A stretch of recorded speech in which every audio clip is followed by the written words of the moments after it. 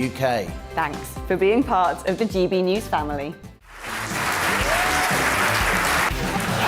My name is Andrew Doyle. Join me every Sunday evening at 7 p.m. for Free Speech Nation. This is a show where we address current affairs and news stories of the week with the help of two wonderful comedian panellists. I brought in comics because I want to give it a lighter edge, and also they work for less. See you there.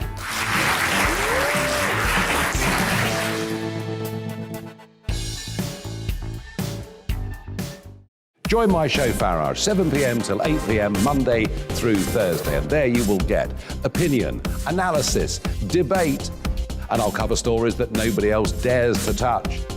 And then for the last 15 minutes, talking pints. We're over a drink. We have a civilised conversation with someone. We very often disagree, but we do it in a grown-up way.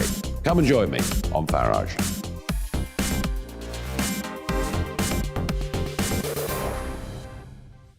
I'm Colin Brazier.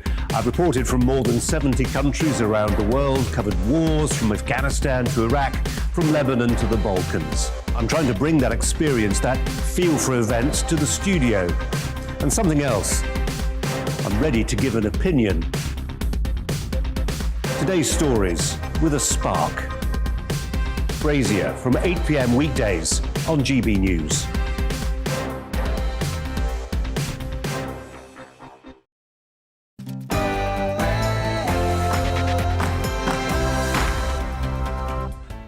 Good morning, 6 o'clock on Monday the 6th of December. These are the stories that matter to you and to us here on the Great British Breakfast with me, Simon McCoy, and Rosie Wright.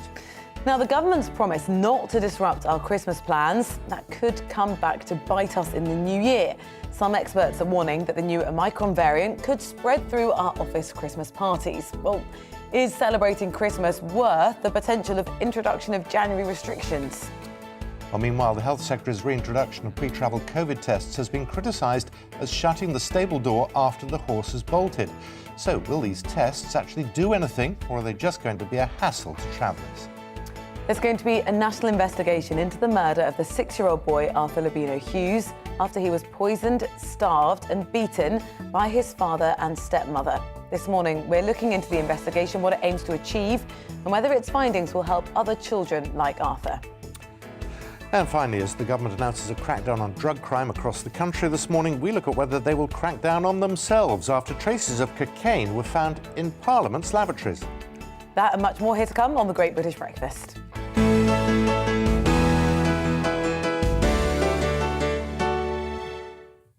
Now, let's start with a look at the front pages this morning. You better watch out is the headline in the Metro this morning as it warns of another mega storm coming to Britain tomorrow. The Independent leads with a warning from Professor Adrian Hill, one of the people behind the Oxford AstraZeneca vaccine, warning against the sale of an incomplete vaccine manufacturing plant by the government.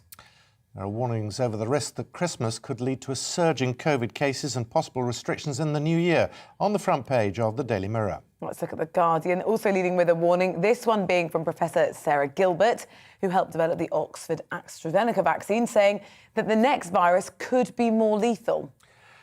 The Sun focuses on the tragic case of the murdered 6-year-old Arthur Lebano-Hughes, whose father and stepmother were jailed for his death this week. Arthur's grandfather has said his killers should never be released, the paper reports.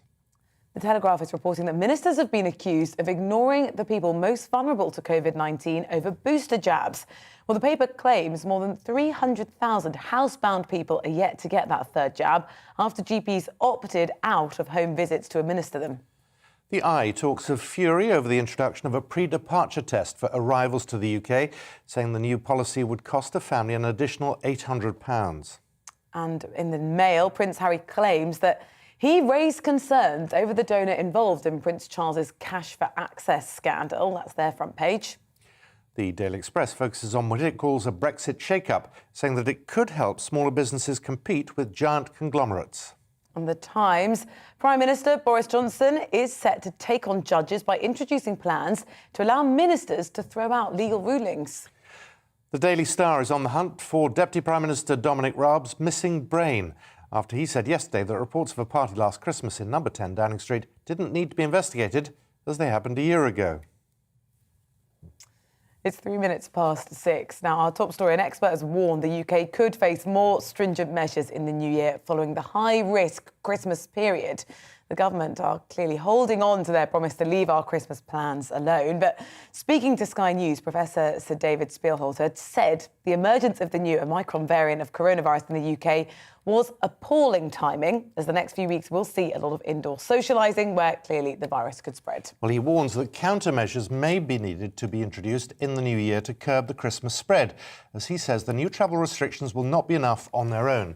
It comes as the number of Omicron cases reported in the UK rose by 50% on Sunday to a total of 246. Well, let's look at this and some of the other top stories. Ella Whelan joins us now, assistant editor at Spite. Ella, very good morning to you. You know, Christmas plans, it seems like Christmas is this so politically sensitive time. You can't dare touch it, but is it worth it?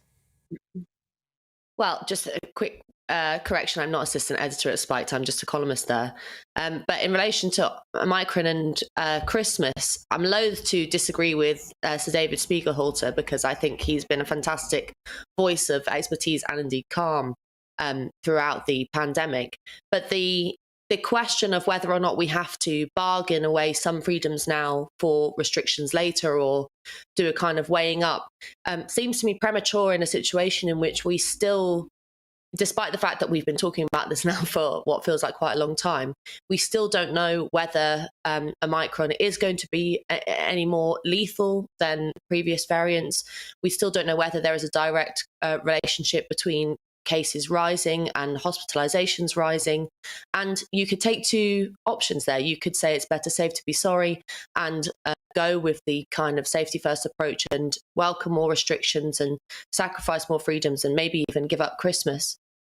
Or you could say, well, we're in a pretty good position at the moment in relation to a nation that has quite high level rates of vaccination, push on with the government's booster jab, get that out to everyone as quick as possible.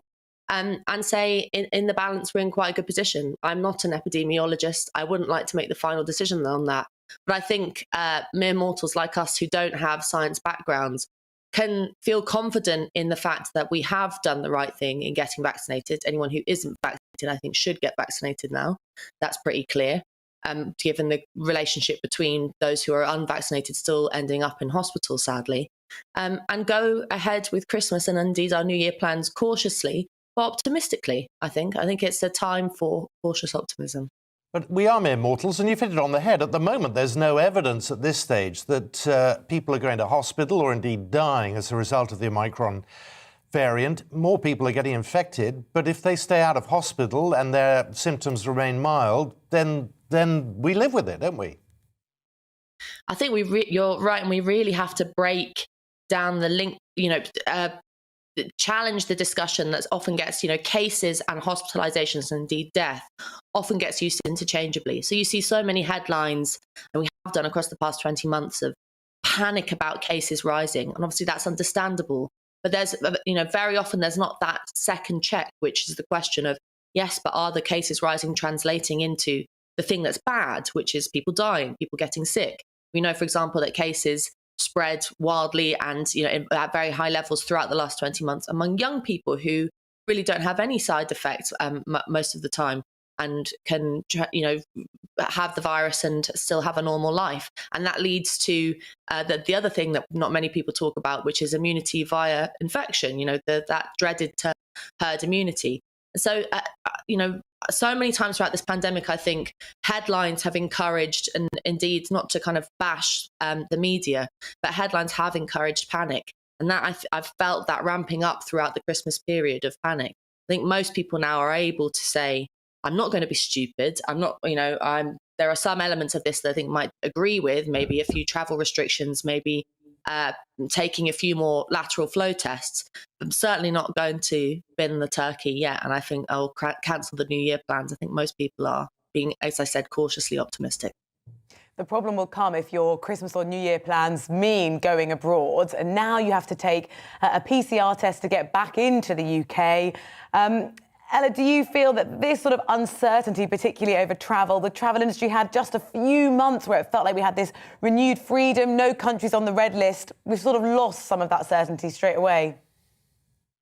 Yes, and to kind of take a step back, if you have a new variant come into the country and it's spreading globally, it would seem, at least halfway sensible to say we need to have a look at what people are coming into the country with, ramp up testing, most importantly, provide the resources to do that, so it doesn't just hit people in the pocket and mean that poorer people can't travel.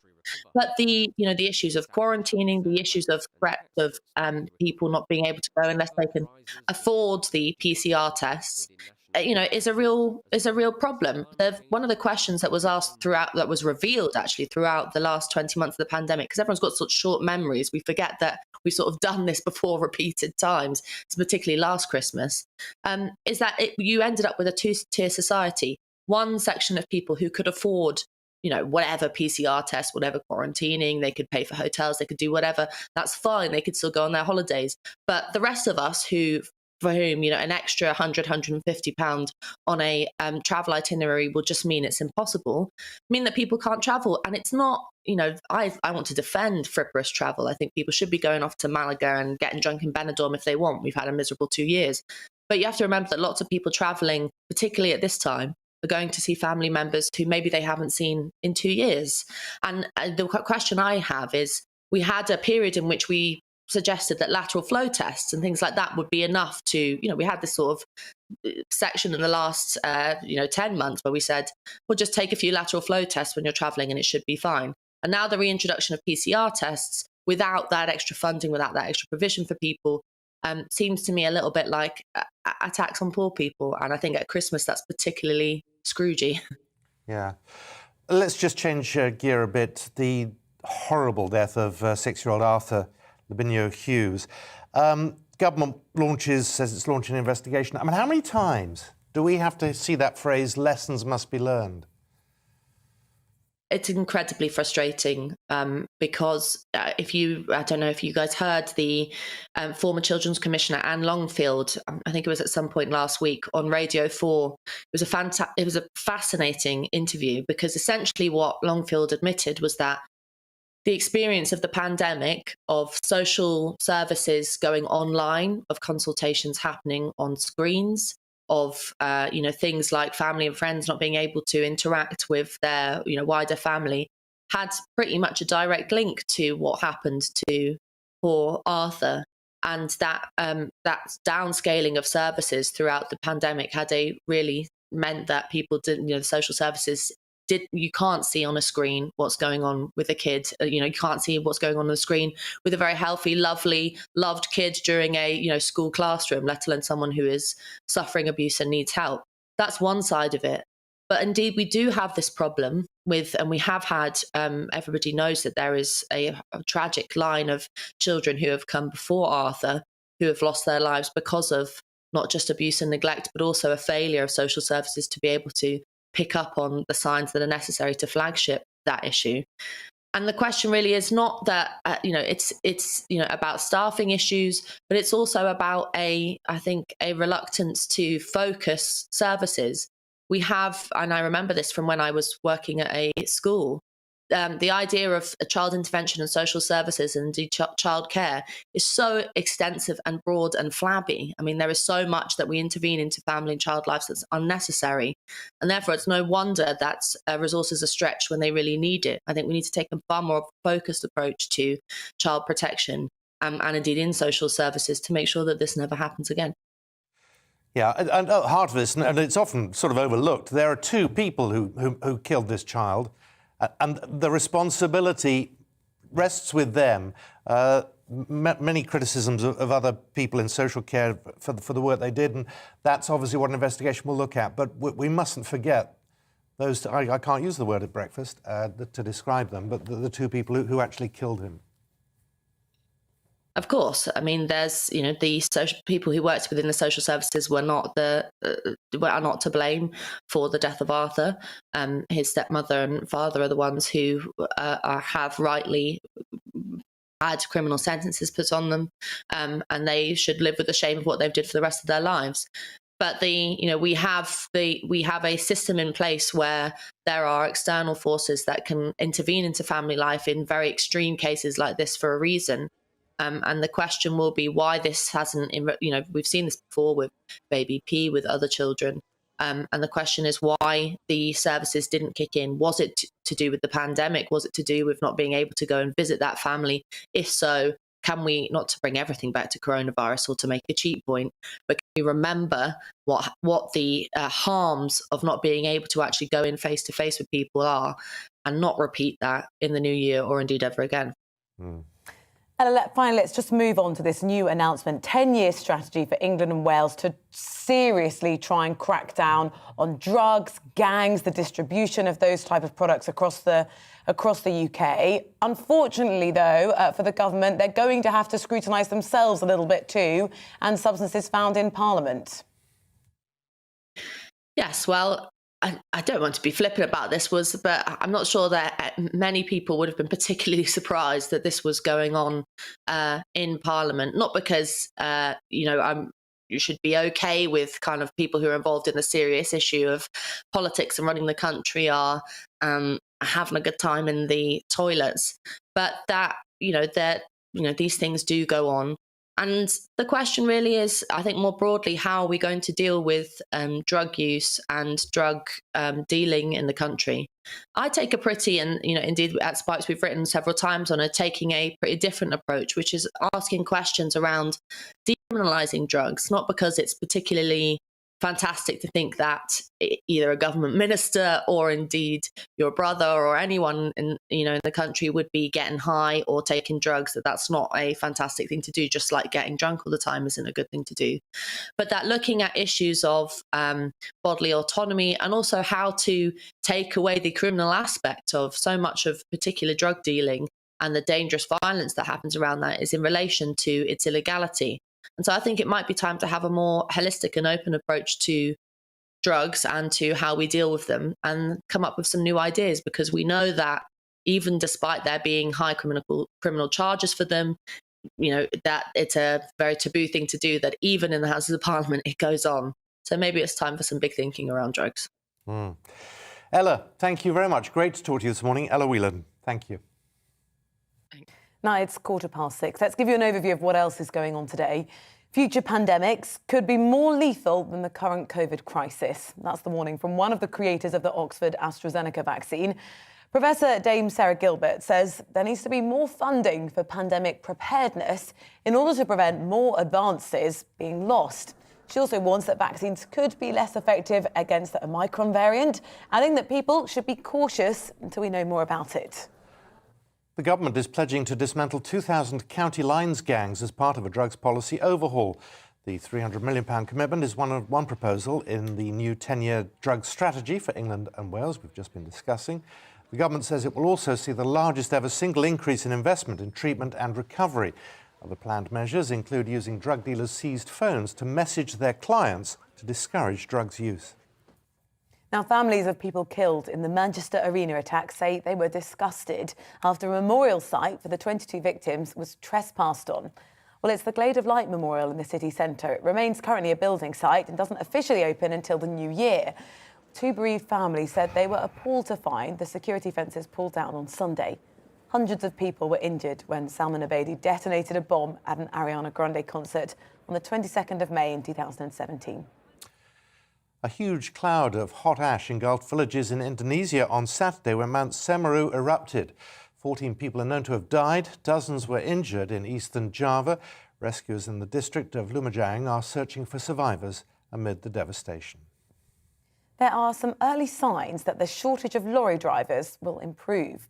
Logistics UK, which represents freight and haulage businesses, says the number of drivers leaving the profession had begun to ease. The group also highlighted more trainees coming through the testing system as a cause for optimism. But they said more action was needed by the government and the industry to make the sector attractive to new recruits.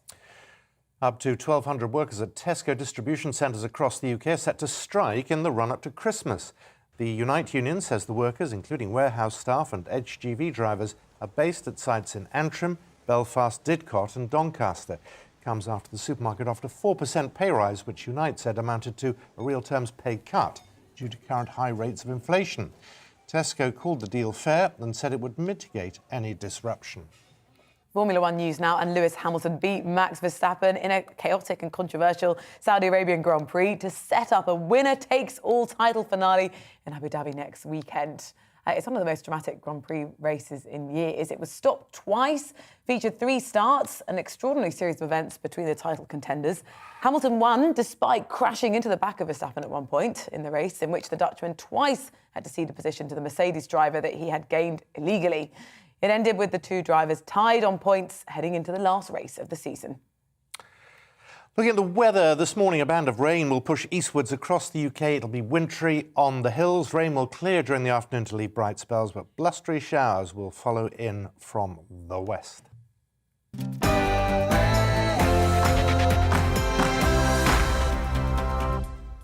20 minutes past 6. Coming up here on the programme, the government has launched a drug policy overhaul this morning. We're going to look into the details after the weather. It's time to remind ourselves there's always another winter. Canary Islands sponsors the weather. And a bit more on the weather. Looking ahead across the UK, it will be windy with sunny spells and scattered showers across the southwest of England as we head down there. The showers possibly wintry over the higher ground. It'll feel cold in the northerly winds. In contrast, it'll be rather cloudy with outbreaks of rain across the southeast. Rain turning heavy at times. It's going to be windy here as well. Let's go to South Wales. It's going to be windy. It's going to feel cold. There will be sunny spells with some heavy blustery showers, wintry at times over the hills, and there will be outbreaks of rain over the Midlands as well, with some hill snow towards the high ground of the southern Pennines. This will clear eastwards with blustery showers following. Windy and feeling cold there. Outbreaks of rain and hill snow will be quickly clearing the northeast, with drier and brighter conditions then following. The odd shower is then possible. These possibly turning wintry over the hills. It's going to be windy over Scotland, especially in the north and west, and this will add to the cold feel there. There'll be sunny spells and scattered blustery wintry showers, turning heavy at times. Scattered heavy, occasionally wintry showers will affect much of Northern Ireland as well, with some bright or sunny spells in between. It'll be windy here, and it's going to feel cold, so rain and hill snow continues to clear east. While winds and showers in the west will gradually ease, that is how the weather is shaping up for the rest of the day. Canary Islands sponsors the weather.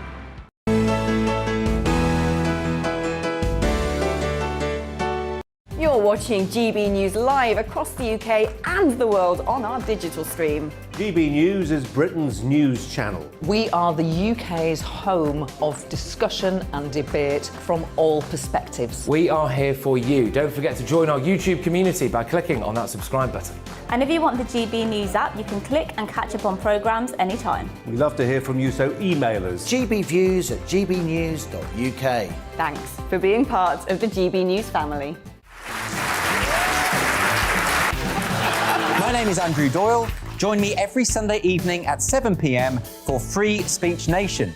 This is a show where we address current affairs and news stories of the week with the help of 2 wonderful comedian panellists. I brought in comics because I want to give it a lighter edge, and also they work for less.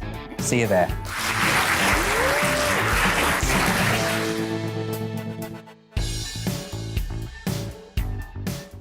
Join my show Farage, 7 p.m. till 8 p.m. Monday through Thursday, and there you will get opinion, analysis, debate, and I'll cover stories that nobody else dares to touch. And then for the last 15 minutes, talking pints. We're over a drink. We have a civilised conversation with someone. We very often disagree, but we do it in a grown-up way.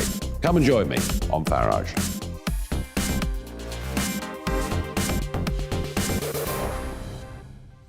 I'm Colin Brazier. I've reported from more than 70 countries around the world, covered wars from Afghanistan to Iraq, from Lebanon to the Balkans. I'm trying to bring that experience, that feel for events, to the studio. And something else. I'm ready to give an opinion. Today's stories with a spark. Brazier from 8 p.m. weekdays on GB News.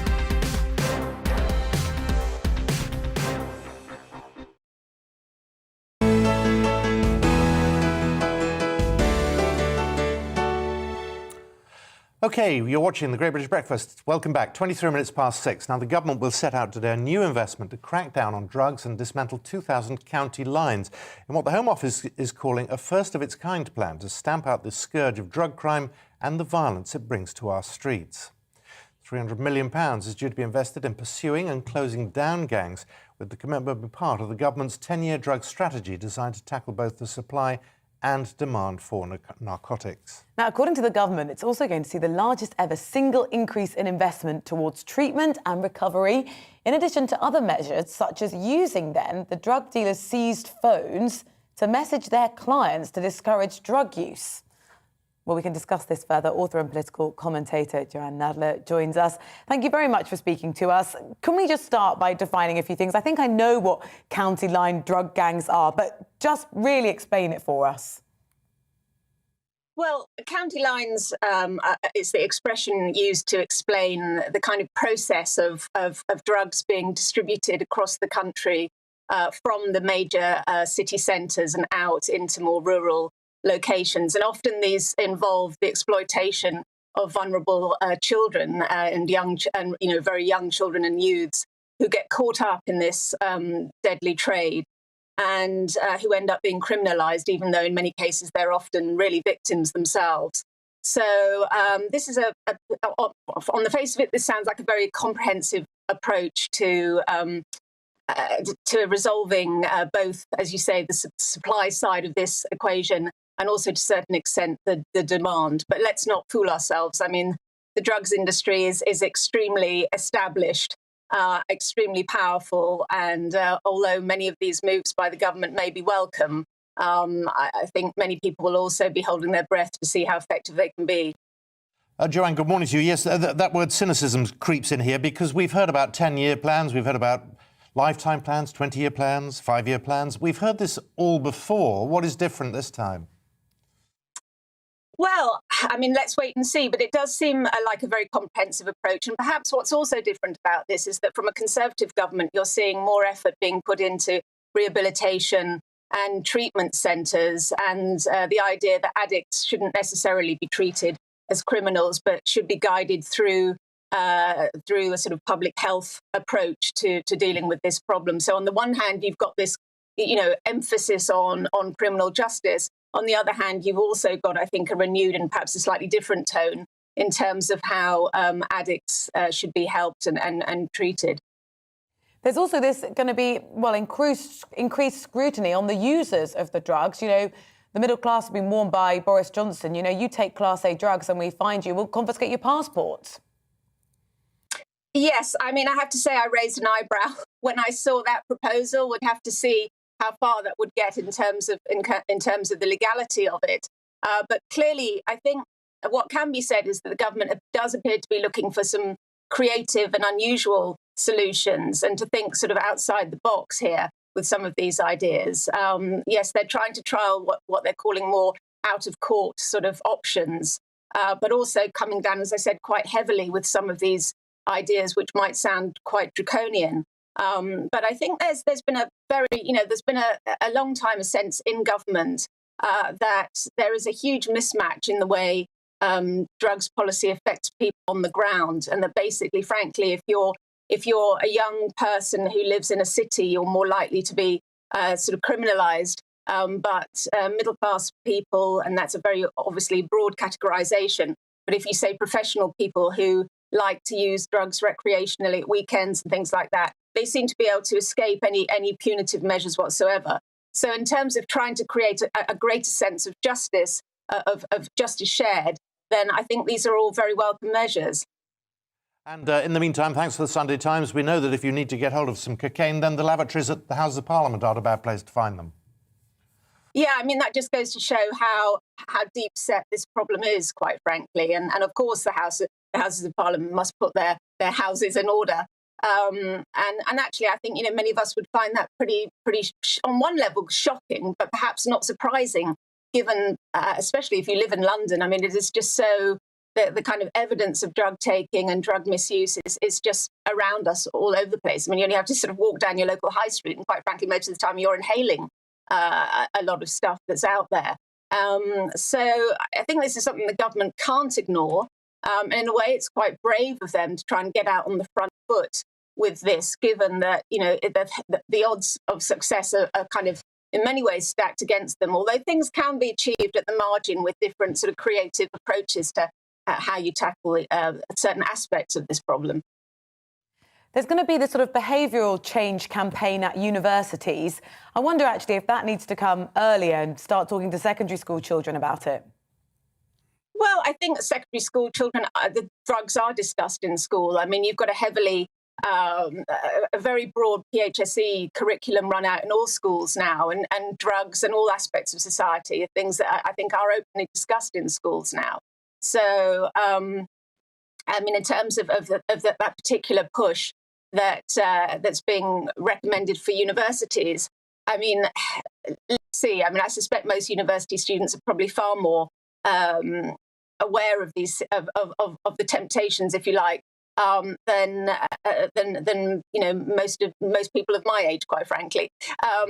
But I think the idea is to try and frame these issues in a slightly different way. I mean, it's always been slightly mysterious to me why people with a very strong social conscience, and we see that amongst very many young people, on the other hand, seem to have no sense of the kind of moral implications and the ethical implications of entering into this illegal trade and the effects that it has further down the line. So people who don't want to buy, I don't know, let's say Nike trainers or something like that because they're concerned, or any other trainers, because they're concerned about the working situation of people that produce these things, nevertheless seem to be perfectly at ease with buying illegal drugs and supporting a trade which frankly is crippling the economies of many countries and leading to untold suffering and misery.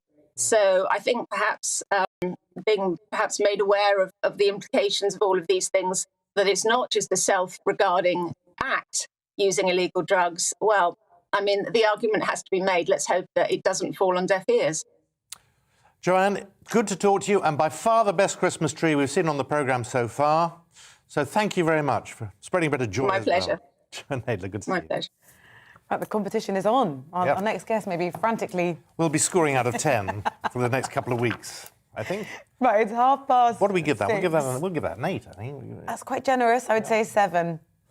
All right, 7 for Joanne. There we go. At 6:30 now, the government have reintroduced pre-departure COVID travel tests over the weekend. It's a move, of course, to try and combat the spread of the Omicron variant of coronavirus that's currently moving its way through the UK. Omicron cases rose 50% on Sunday to a UK total of 246. The new rules have received, as you can imagine, backlash from ministers warning that the rule change will be yet another blow to the struggling travel industry, with a leading scientific advisor saying it's going to make no material difference to the spread of the new variant. From tomorrow, travellers will have to provide a negative test result before they can board a flight to the UK, with those who test positive having to quarantine at their own expense. Stephen Carlton-Woods is a political commentator and radio presenter, and once again joins us now. Stephen, good morning to you. Good morning, Simon and Rosie. I'm forever reminded of Alan Rickman in Robin Hood, just going, cancel Christmas. It's got that feel about it, hasn't it? Well, it depends which newspapers you read, I suppose, because the press has been heavy on scaremongering, I'd say, for a considerable amount of time. And some papers have been calling for extra measures and lockdowns ever since summertime, really. There were certain people claiming we'd have 100,000 cases a day by the beginning of October. We've not seen anything like that, really. We have got a new variant that we don't know enough about, though. So, you hear this news about the travel tests, and do you think, OK, good, cautious, that's the right approach? Well, I think that what we have to do is look at the rest of the world, and if we want to travel to other countries, there's extra measures in place there as well. So it's quite simple, really. I know people are saying, oh, well, it's all confusing. You just head over to the Gov UK website, and it's very clear about the rules and the changes that come into effect at 4 o'clock in the morning with what you've got to do. And there's actually an interesting section in there called Travel Abroad from England during the coronavirus 19 stage. So it is very clear about travel restrictions going, when you do go overseas. But it is a bit of a fly in the ointment, you might say, with having to get these tests that are done They have to be have done privately, not done on the NHS. What do you make of the talk now of waiting till New Year? Get Christmas done, everybody has a lovely time, has their Christmas parties, and then we're going to get very badly hit in the New Year by this. Well, I don't think that's the case. We had the World Health Organization last Tuesday playing down the Omicron, actually saying, well, it's not as strong as the other variants, and, don't overreact to it. So I think we're being extra cautious, but we can't do anything about the travel arrangements at the moment. We're subject to the agreements with other countries when we go there, and we have to be cautious with some countries that don't have stringent measures like we do when people come back to the UK. So there's actually some countries that you go to, if you're going to from the UK, you don't actually have to have tests for when you come back. So that's all on the government website. It's just hassle and uncertainty, though, isn't it? Well, it is, but that's the price we have to pay for travel. I mean, there's a lot of people that are still reluctant to have vaccinations, and they think that young people shouldn't be vaccinated and things like that. But if you want to travel, like it's inevitable. I've got to go over to the US in the new year, and I've had my jabs just so I can travel, not really because that I think that I need to have vaccinations, but it was the necessity to travel that had forced me to have the vaccinations. But you see, the government is saying they're going to make a decision on December the 20th as to whether travel will be able to go ahead. But that's too late for most people. The travel industry pointing out that if you wait until the 20th of December, people have already made their plans. Well, unfortunately, COVID's a very awful pandemic, what we're going through at the moment. And science changes on a daily basis. We get new figures in all the time. They've got to review the figures all the time. And just because it doesn't suit some people's travel arrangements, like I've cancelled many travel arrangements over the last 18 months, but that's the way it is. And we have to think about people's safety. As, it is frustrating. I understand that. But there's nothing else that we can do about it. And the government has got to be seen to take responsibility for things. If the government did nothing and allowed waves of people to come in the country without having extra checks, they would come under tremendous strain for doing so. So this is just the other side of the coin, really, where people are feeling, they're upset at the fact that they can't rely on the plans that they've got at Christmas time because things could change. You could go over to, you could go anywhere really, and then have a problem getting back home because of the COVID restrictions. So it's just one of them things. The government have to take caution and act accordingly, just as other countries are when you travel to them. So regardless, if we had no restrictions, if people travel, there's still going to be extra restrictions put on you depending on where you travel to. Stephen, it's always good to see you. Thank you very much for your time this morning. Thank you very much. Coming up here on the programme now, Formula One champion Lewis Hamilton snatched victory from Max Verstappen in what was a thrilling race at the Saudi Arabian Grand Prix. With one race to go, both drivers tied for points in the Drivers' Championship. We'll be speaking to sports commentator Rupert Bell about who he thinks will win after this.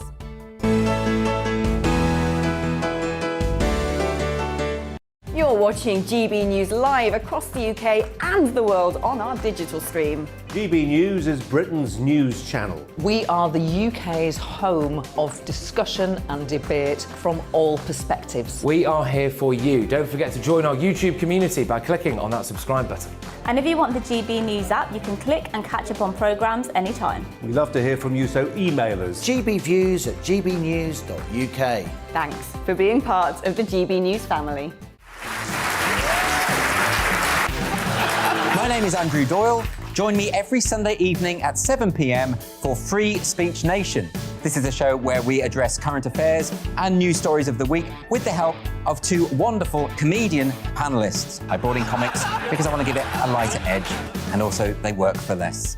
See you there.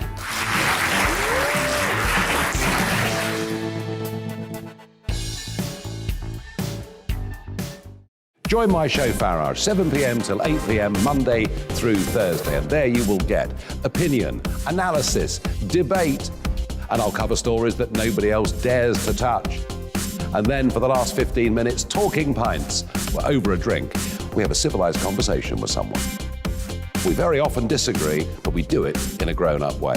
Come and join me on Farage.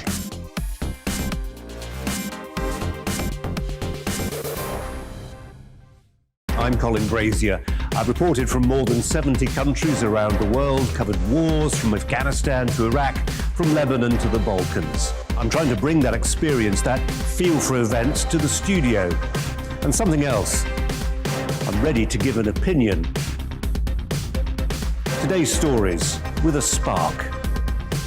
Brazier from 8 p.m. weekdays on GB News.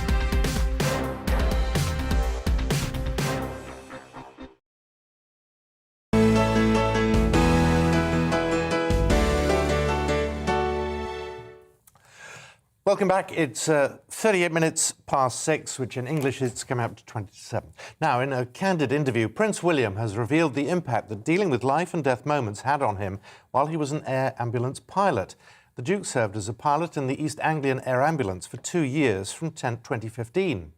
Speaking on Apple's Time to Walk podcast, Prince William said he was taking home people's trauma, people's sadness. He recalls being engulfed by a dark cloud of depression after his air ambulance dash to accident involving a boy close to George's age. He said it left him feeling like the whole world was dying. The boy's mother said William had told her how it affected him and how, as a father, he felt her pain. Well, Professor Anna Whitelock is a British historian and academic specialising in the history of monarchy, and she's with us now. A very good morning to you. Good morning, Simon. This is another example of different times. We've got a future king revealing his mental health. Yeah, absolutely. I mean, this is William laid bare, but speaking with great authenticity, great sensitivity. And I think, yes, this shows a changing face of the monarchy. I mean, we move beyond a time of stiff upper lip. And also, of course, that sense of the Queen living by the adage, never complain, never explain. And here, actually, we haven't got William complaining, but we've got him emoting in an authentic way, which undoubtedly, I think, will touch people and show a way of being open and emotional, and in that sense being a future monarch that kind of leads by example. Why do you think he's taken the decision to really lay everything bare? I mean, I think it's interesting. I think it shows a sort of growing confidence and acceptance of who he is. I think he also realises that this is something that does allow him to connect with people. And I mean, perhaps there is also a little bit of him which observes Harry opening up in more kind of commercial ways, and instead William deciding to speak out in a similar way, but perhaps with greater authenticity and, you know, giving his fee to charity. So I'm sure perhaps there's a little bit of brotherly competition of one sort or another. But I think over and above that, it's about him realising his position of responsibility and deciding to use that platform for good, and following in the footsteps, of course, of his mother. If that's the case, that there's a bit of brotherly, you know, I can do what you do better, that's a red rag to a bull to Harry, isn't it? Yeah, I mean, I think it's sort of very subtle, but in the same way that at the recent environmental prize that William had set up, there were those sort of black and white pictures, and there was those pictures of a more kind of intimate image of Kate and William, which I think had echoes of the more intimate black and white images of Harry and Meghan. So whether it's sort of brotherly competition and argy-bargy, or him just perhaps watching and observing how Harry is acting and deciding there's things to actually perhaps to learn from that. But I think overall this is about William growing into his own future role and deciding to use it for good, and also a sense of him being comfortable as a father, and deciding to speak out about the emotions that he suffered and experienced when he was working as an air ambulance pilot. Professor Anna Whitelock, thanks so much for talking to us, British historian and academic. Really appreciate your time. It's coming up to 6:45 on the programme. And top stories in the world of sport. Yeah, Chelsea defeated Arsenal 3-0 to lift the Women's FA Cup trophy yesterday. 2 goals from Sam Kerr were added to Frank Kirby's third-minute opener to complete a dominant performance by the Blues. Elsewhere, and in Formula One, the Saudi Arabian Grand Prix brought controversy, chaos and an eventual Lewis Hamilton victory last night. There were 2 red flags that stopped the race, 3 standing starts, a collision between title rivals Max Verstappen and Hamilton, and a time penalty for Verstappen, who finished second. Well, it leaves the Dutchman level on points with Hamilton going into the final race in Abu Dhabi, which will now be a winner-takes-all encounter. Well, with us to attempt to sort of unpick all of last night's drama under the lights in Saudi Arabia, sports broadcaster Rupert Bell joins us now. Rupert, a very good morning to you. What was sort of your emotions watching that race as it panned out? It was bonkers. I'm a great fan of the cartoon's wacky races. It reminded me a bit of that yesterday. Dick Dastardly is Max Verstappen. I haven't quite worked out what character Lewis Hamilton is, but clearly Verstappen, for many people, certainly in British motor racing fans, is the villain of the piece. And it was bonkers. First race in Jeddah, the street circuit, and then, as you say, we had everything going on. The stewards seemed to be working absolute overtime. There was discussions between the 2 teams to decide on various restarts which position they were going to be in. How the heck that anyone knew what was going on? That was the extraordinary thing. But in the end, after that collision, Max Verstappen was given those time penalties, and that cost him in the end, and he had to cede ground. But he is so happy to almost crash his way out of a race. It's going to set it up for the most extraordinary climax next week in Abu Dhabi, because you feel Verstappen, who's leading because he's won more Grand Prix this year, will maybe decide that enough's enough. If I go off and I take Hamilton with me, I'm going to be world champion. And that is an absolutely horrendous scenario for everyone, knowing that Verstappen doesn't seem to mind what he does out on the track. And if that's the way he has to win, perhaps he might find a way of doing it. Come on. Now, look, if he's Dick Dastardly, then Lewis Hamilton is Peter Perfect, isn't he? He can do no wrong for some people. Maybe because of the flag he carries, I don't know. But we're talking about Red Bull in terms of who Max Verstappen is racing for. My word, he's brought this sport alive, Max Verstappen, whatever you think about him. And it's really good to see that sort of aggression on the track. And it was getting a bit boring, Rupert. I don't disagree, because the predictability. Now, the new owners who took over from Bernie Ecclestone, I mean, they must be just salivating with what's been going on. And fair play to Verstappen and Hamilton. And actually, fair play to Hamilton, because he did look down and out. But the one thing he has is an insatiable will to win. And Verstappen, obviously, is equally as hungry, but he's been put in his place towards the end of this season. And I think that's what's gripped even non-motor racing fans. And I'd probably say I would be in that category too. But I've thoroughly enjoyed. All sport needs drama, and it needs not necessarily contrived drama, just something that's evolved. And this has evolved into, now the teams don't seem to be talking to each other. They seem to be permanently rowing with each other. It really is the fiercest of rivalries, but sport is all the better for it. But that's what I'm saying. We don't want it ending in those kind of circumstances. Remember, in 1990, Prost and Senna, something similar happened. Senna did, I think, if my memory is right, push Prost off the track. And, you know, that's why I think we don't want that. We want a true, hard, fast race. And ultimately, if Verstappen beats Hamilton, then he'll be world champion. Vice versa, then Hamilton will be world champion. How good does that get? We're going to see more tough tactics, though, aren't we, next weekend? So I just lost that. We're going to see more tough tactics. Oh, it'll be brutal from team. Every way you look, the teams will be trying to get every psychological edge. And Verstappen is, you know, he's fearless. And maybe just the exuberance of youth. But, you know, what's driving Hamilton, you know, is such an impressive character when he's in this kind of mood. His will to win. And nothing seems to faze him. Even when more stuff comes at him, the better for him it's almost. It says it's an incentive. And, of course, he wants to win his 8th straight world championship, and that would be a landmark as well for him. So I think there are many things in that sets it up perfectly for next Sunday in Abu Dhabi, under the lights. It will be dramatic, and let's hope it sort of doesn't prove to be a bit of an anticlimax and something happens early on in the race, because we want full-on drama for the whole time. And, you know, may the best man win. Peter Perfect or Dick Dastardly. You pays your money, you takes your choice.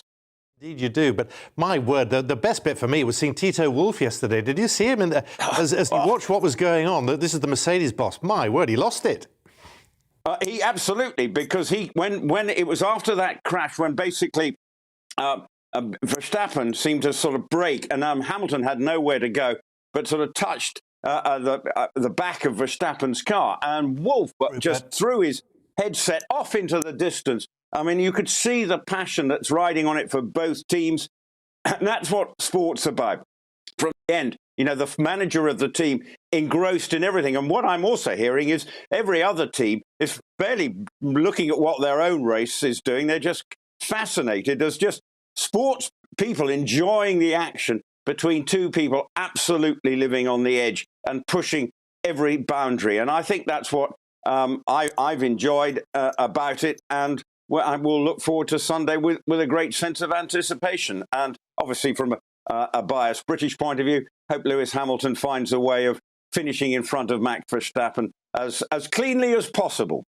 Well, from a biased British point of view, I hope Christian Horner does rather well for Red Bull. Well, let's leave it there, shall we, Rupert? We'll agree to disagree. Okay. Very good, Simon. We'll see you soon. That's Rupert. Yeah, thank you very much. It's coming up to 10 minutes to 7. We've had Storm Arwen, but we're having warnings now of Storm Barra that's set to hit the UK in the coming days. We're going to look into it a little bit more after the weather. It's time to remind ourselves there's always another winter. Canary Islands sponsors the weather.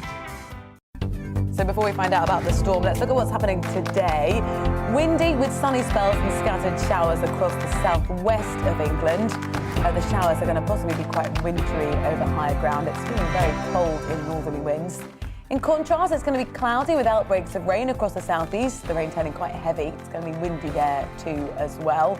There's some top temperatures of 8 degrees in London today, and it's staying about that for the rest of the week. Let's have a look over in South Wales. It's going to be windy and feel quite cold there. There's going to be sunny spells and some heavy blustery showers, feeling very wintry over hills. There's going to be outbreaks of rain if we head over to the Midlands now, and some hill snow as well towards the high ground of the southern Pennines. That should clear eastwards with some blustery showers. It's windy and feeling cold with outbreaks of rain and hill snow quickly clearing the northeast with drier and brighter conditions then following. Highs of only around 5 degrees today in Newcastle. Let's look to Scotland now, especially in the north and west. It's going to be very windy today. It's going to feel cold too. There will be some scattered sunny spells, but it's blustery, wintry, and some of those showers will be quite heavy. At Northern Ireland, it's going to be the same there, scattered heavy, occasionally wintry showers with some bright spells in between. It's going to be windy here and feel rather cold. While winds and showers in the west will gradually ease, that's how the weather is shaping up for the rest of the day. Canary Islands sponsors the weather.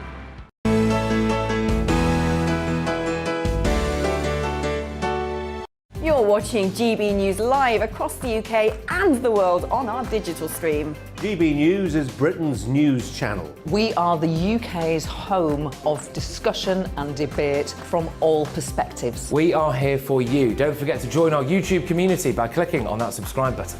And if you want the GB News app, you can click and catch up on programmes anytime. We love to hear from you, so email us. gbviews@gbnews.uk. Thanks for being part of the GB News family. My name is Andrew Doyle. Join me every Sunday evening at 7 p.m. for Free Speech Nation. This is a show where we address current affairs and news stories of the week with the help of two wonderful comedian panellists. I brought in comics because I want to give it a lighter edge, and also they work for less. See you there.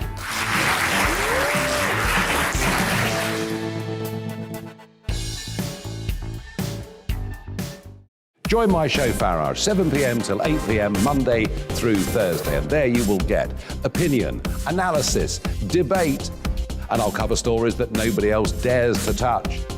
And then for the last 15 minutes, talking pints. We're over a drink. We have a civilised conversation with someone.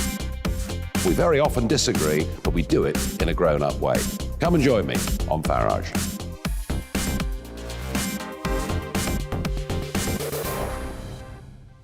I'm Colin Brazier. I've reported from more than 70 countries around the world, covered wars from Afghanistan to Iraq, from Lebanon to the Balkans. I'm trying to bring that experience, that feel for events, to the studio. And something else. I'm ready to give an opinion. Today's stories with a spark. Brazier from 8 p.m. weekdays on GB News.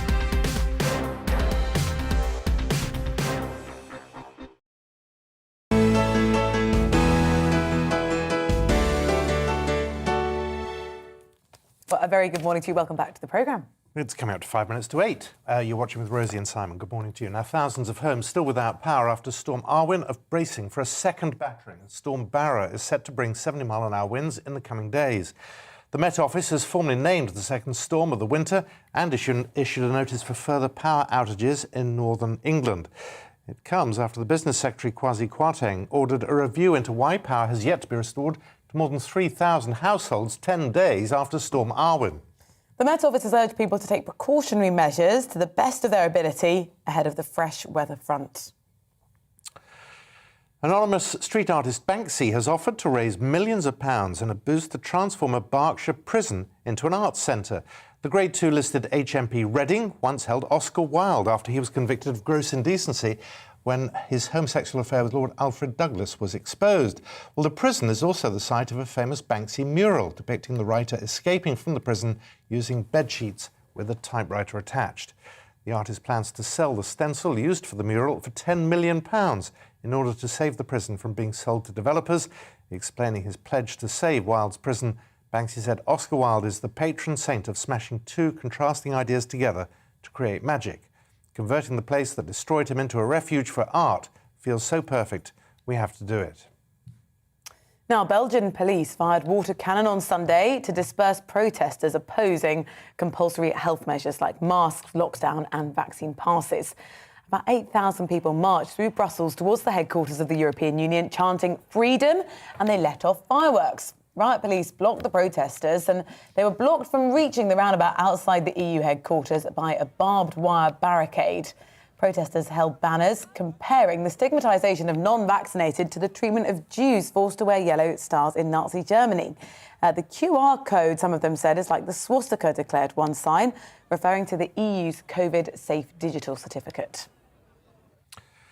A Christmas jumper, which has been encrusted with diamonds and gold, has gone on sale for a whopping £30,000, making it the world's most expensive. London-based Aidan Liban has spent his life savings and 6 months creating the luxury garment in an effort to raise funds for the NHS. The jumper boasts a reindeer design with diamond-encrusted silver stars, along with 24-carat gold threading, Italian silk lining, and thousands of Swarovski crystals. The previous record was held by online retail company Tipsy Elves in 2016. That was covered in 24,274 crystals, and that cost just £24,000. How would you wash it? You'd have to sort of wear it only once. Really? That's the one question you have. I was thinking, how would you dry clean it? I was thinking, why? But no, to you're raise thinking money for the NHS, yeah, apparently. Right. Who's going to buy it? Well, someone with a washing machine that'll deal with it. Probably break your washing machine. How would you wash it? Well, that genuinely was what I was thinking. You send it to the jeweller. Right, it's just about 3 minutes to 7. And let's give you an overview of the front pages this morning, what they're leading on. And the storm is front page of the Metro. You better watch out. They warn of another mega storm coming to Britain tomorrow. Well, The Independent leads with the warning from Professor Adrian Hill, one of the people behind the Oxford AstraZeneca vaccine, warning against the sale of an incomplete vaccine manufacturing plant by the government. There are warnings over the risk that Christmas could lead to a surge in COVID cases and possible restrictions in the new year on the front page of the Daily Mirror. The Guardian also leads with a warning, this one being from Professor Dame Sarah Gilbert, who helped develop the Oxford AstraZeneca vaccine, saying that the next virus could be more lethal. The Sun focuses on the tragic case of the murdered 6-year-old Arthur Lebano-Hughes, whose father and stepmother were jailed for his death this week. Arthur's grandfather has said his killers should never be released. The Telegraph is reporting that ministers have been accused of ignoring the people most vulnerable to COVID-19 over booster vaccines. The paper claims more than 300,000 housebound people are yet to get a third jab after GPs opted out of home visits to administer them. The Eye talks over the fury of the introduction of a pre-departure test for arrivals into the UK, saying the new policy would cost a family an additional £800. Prince Harry claims that he raised concerns over the donor involved in Prince Charles's Cash for Access scandal. That's on the front page of the Daily Mail. The Daily Express focuses on what it calls a Brexit shake-up, saying it could help smaller businesses compete with giant conglomerates. The paper says the UK is set to axe onerous European Union rules, which will allow smaller businesses to compete on a level playing field to secure government contracts. And the headline in The Times this morning is that the Prime Minister Boris Johnson is set to take on judges by introducing plans to allow ministers to throw out legal rulings. And the Daily Star, they're on the hunt for the Deputy Prime Minister Dominic Raab's missing brain, they say, after Dominic Raab said yesterday that reports of a party last Christmas in number 10 Downing Street didn't need to be investigated because they happened a year ago. Yeah, let us know what you think about that. Obviously, the government is rather hoping that this will just blow over, but there is considerable pressure still being put on them to explain exactly what happened a year ago, and the bereaved COVID relatives are saying that they want to complain formally about that party that did or didn't happen. Quite clearly something happened. Nibbles and drinks. Yeah, who was there, when it was organised, why they then attended it, why some journalists went to the party and then didn't report on it. Oh, it has the whiff of mince pies about it. Anyway, let us know your view on that. A lot of you still talking about the horrible death of 6-year-old Arthur and what you think should be done to his father and stepmother after they received their sentences. A lot of you feeling that they frankly were not strong enough. So lots to talk about. Let us know your views. We'll be back with all the headlines here on GB News and on the Great British Breakfast in just a moment.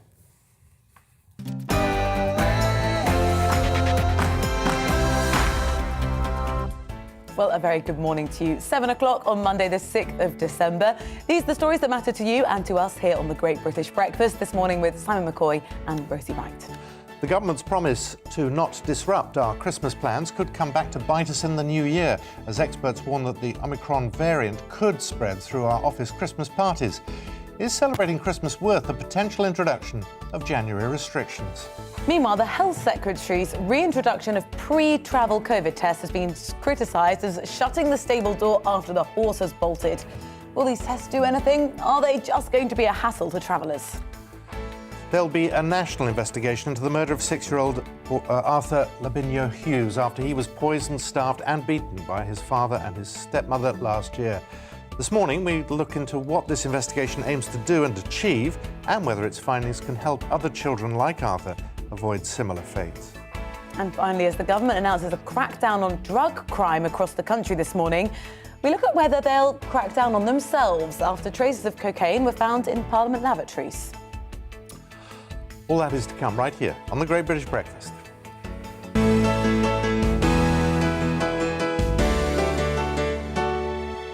Well, a very good morning to you. Now, 35% of over 12s have had a booster dose of a vaccine. However, nearly 2/3 of housebound people are yet to receive the booster after many GPs opted out of delivering top-up jabs. That's according to the Telegraph. And the Omicron variant has led to new temporary measures, such as you know, the reintroduction of pre-travel COVID tests being put into place as a precaution. But it's being described as shutting the stable door after the horse has bolted, according to a government scientific advisor.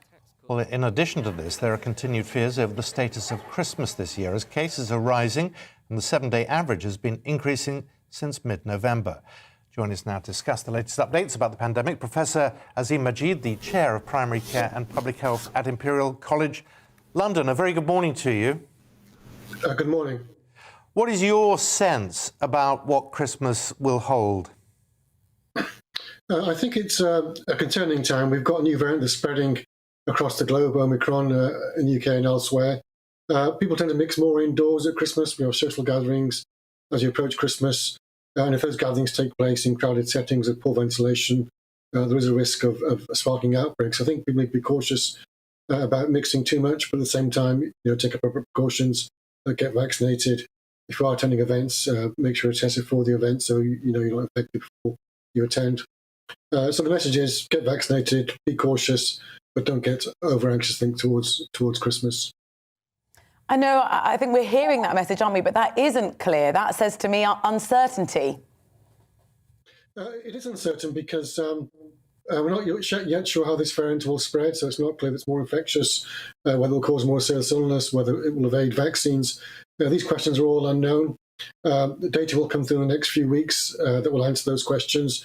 But for now, we're in quite an uncertain period where governments across the world face this variant, but don't quite know how this variant will actually spread. So we are, in this uncertain period for now. When will we know? Because at the moment, it does not appear as though hospital admissions are increasing significantly. Number of deaths is not increasing significantly. And yet we're being told transmission is on the up quite fast, and that's what the worry is. But why is it a worry?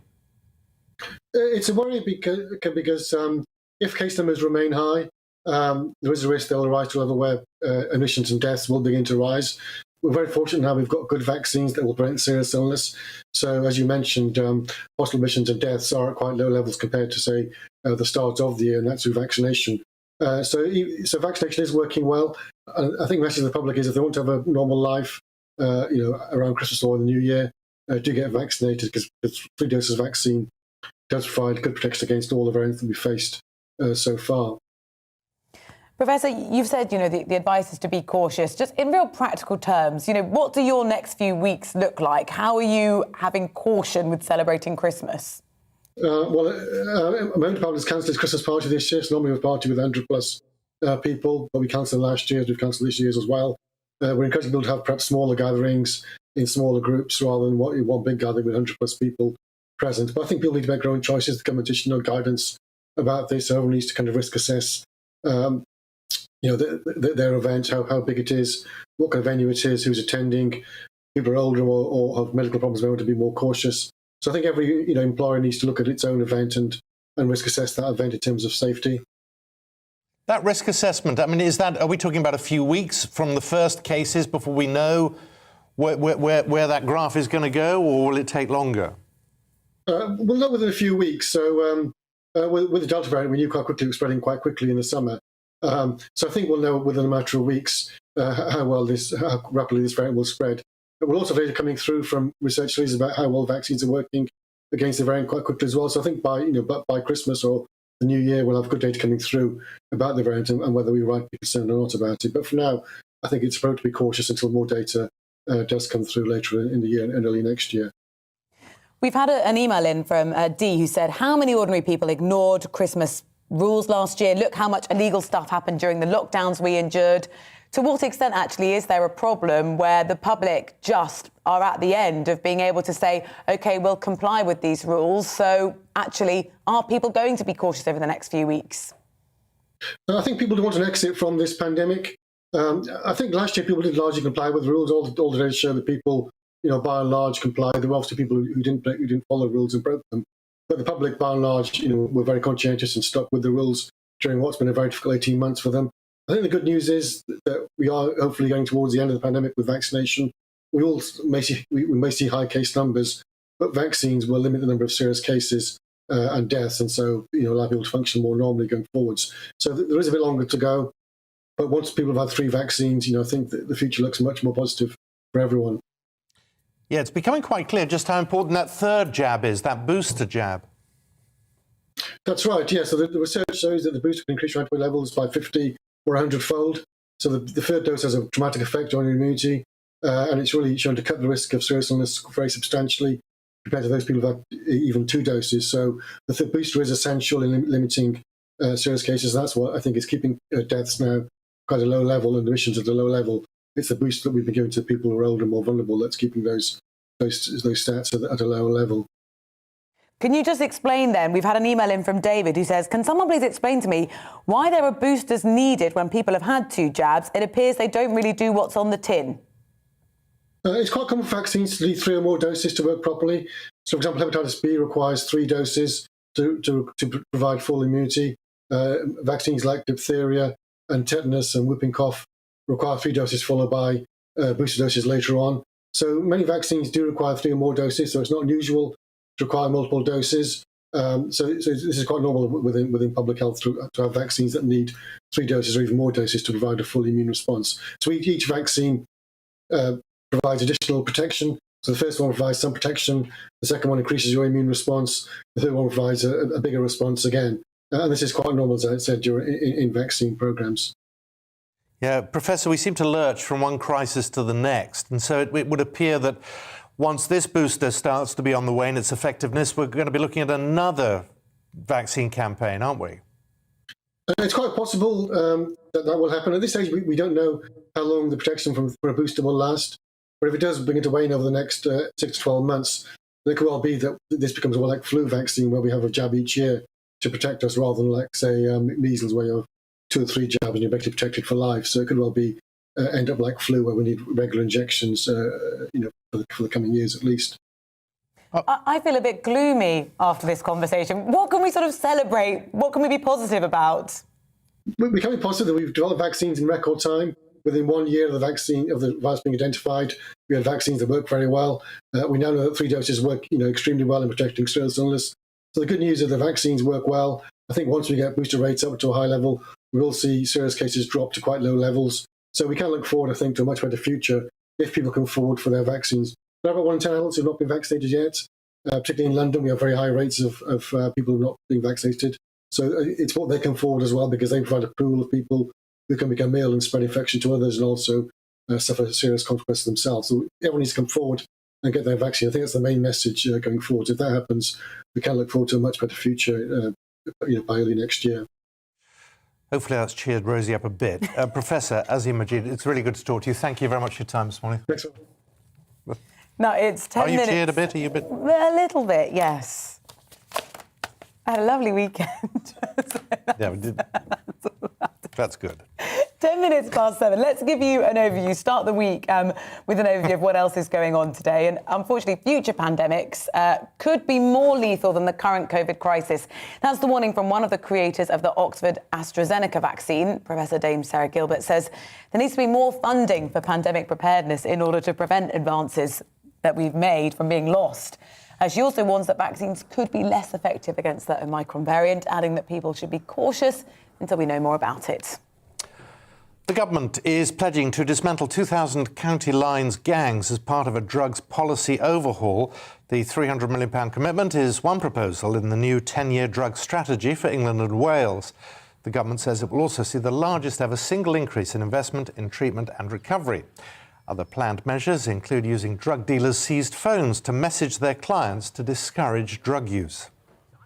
Families of people killed in the Manchester Arena attack say they were disgusted after a memorial site for the 22 victims was trespassed on. Well, it's the Glade of Light Memorial in the city centre. It remains currently a building site. It doesn't officially open until the new year.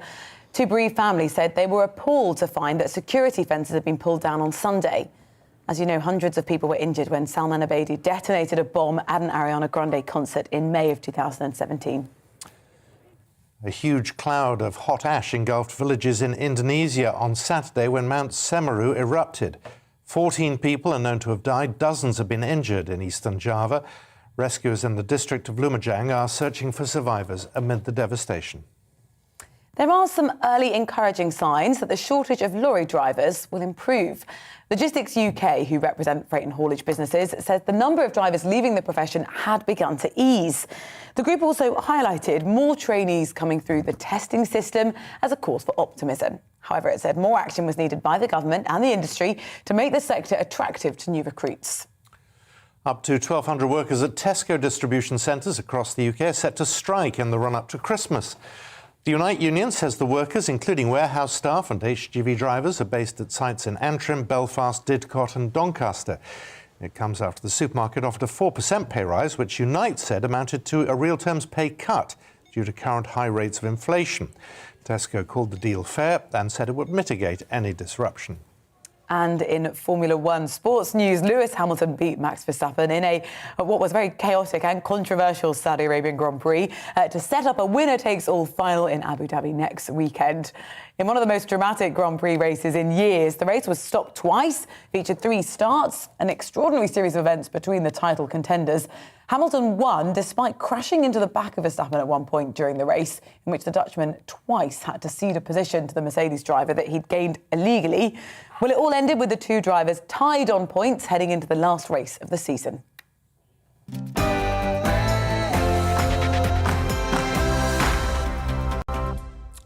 You're watching The Great British Breakfast, coming up to 7:15. A national investigation has been launched into the murder of 6-year-old Arthur Lebano-Hughes. The boy from Solihull in the West Midlands was poisoned, starved and beaten by his father and his stepmother until his death in June last year. The investigations hope to identify the lessons to be learned from Arthur's death for the benefit of other children elsewhere in England. The government's also commissioned an urgent inspection into social care, health, police and probation services in Solihull, to whom Arthur was known, in order to upgrade an existing review. Well, Marilyn Hawes is the CEO and founder of Freedom from Abuse, and she joins us now. A very good morning to you. Thank you for having me on. Some of us of a certain age have heard that phrase, lessons need to be learned. I think of Victoria Colombier, Baby P. The list goes on, and yet here we are again. And here we are again because the model hasn't changed.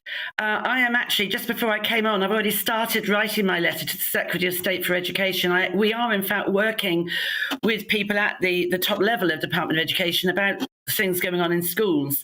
But I am going to write today, and I am going to write to all my school contacts, of which there are many hundreds, to lean on the Minister of Education, because we, for 15 years, have been raising this, one government after another. The system doesn't work. Nobody is joining up the dots. The thresholds with social services are so high now, it really only is a blue light response.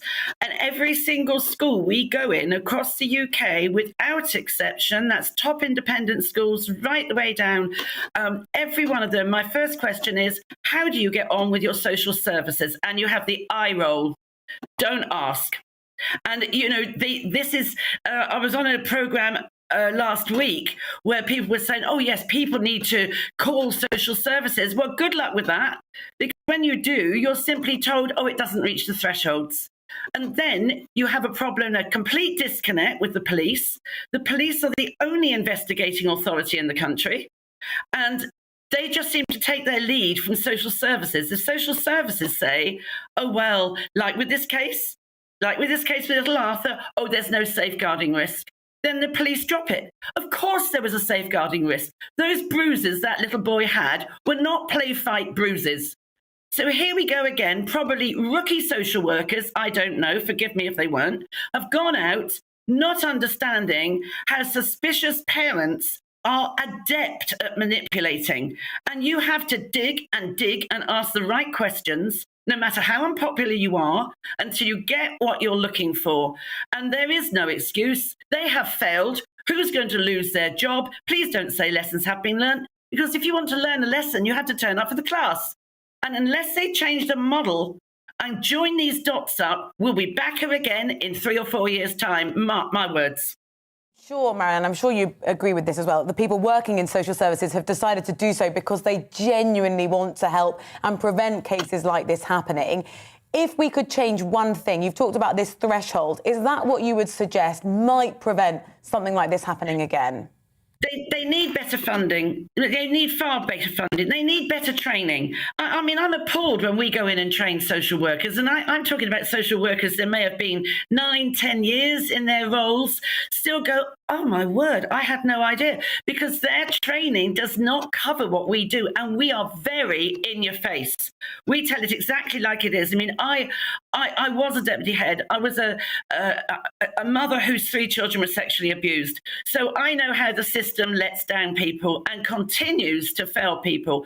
But not only that, the thresholds definitely have to come down. The police have to step up.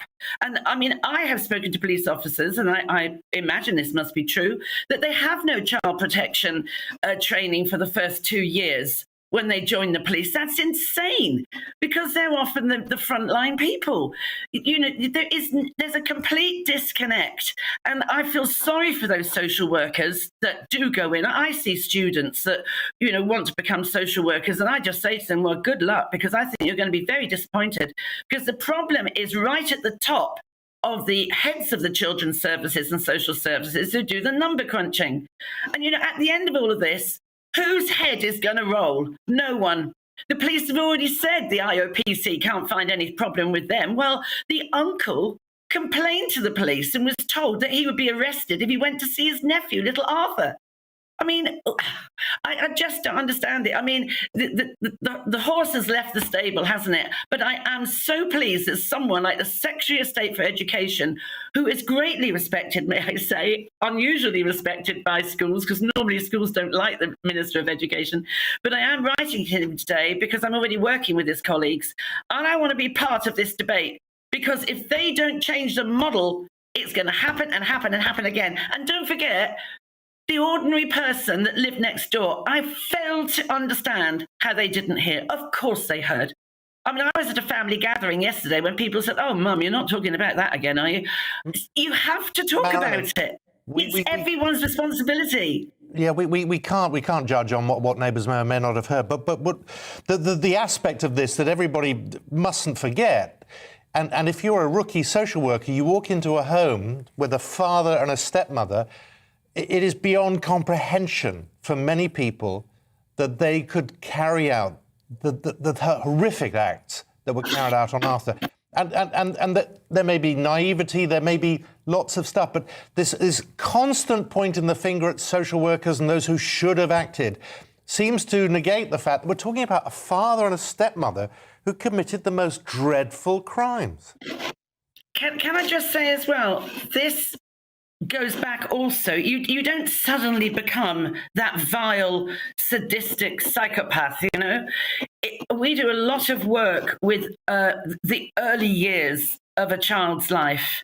I suspect if you went back to their own childhoods, these monsters, if you went back, there would have been things in their early childhood, in even manifesting in infant school and in primary school, behaviours that were not usual. I don't like to use the word normal. I'm talking about unusual.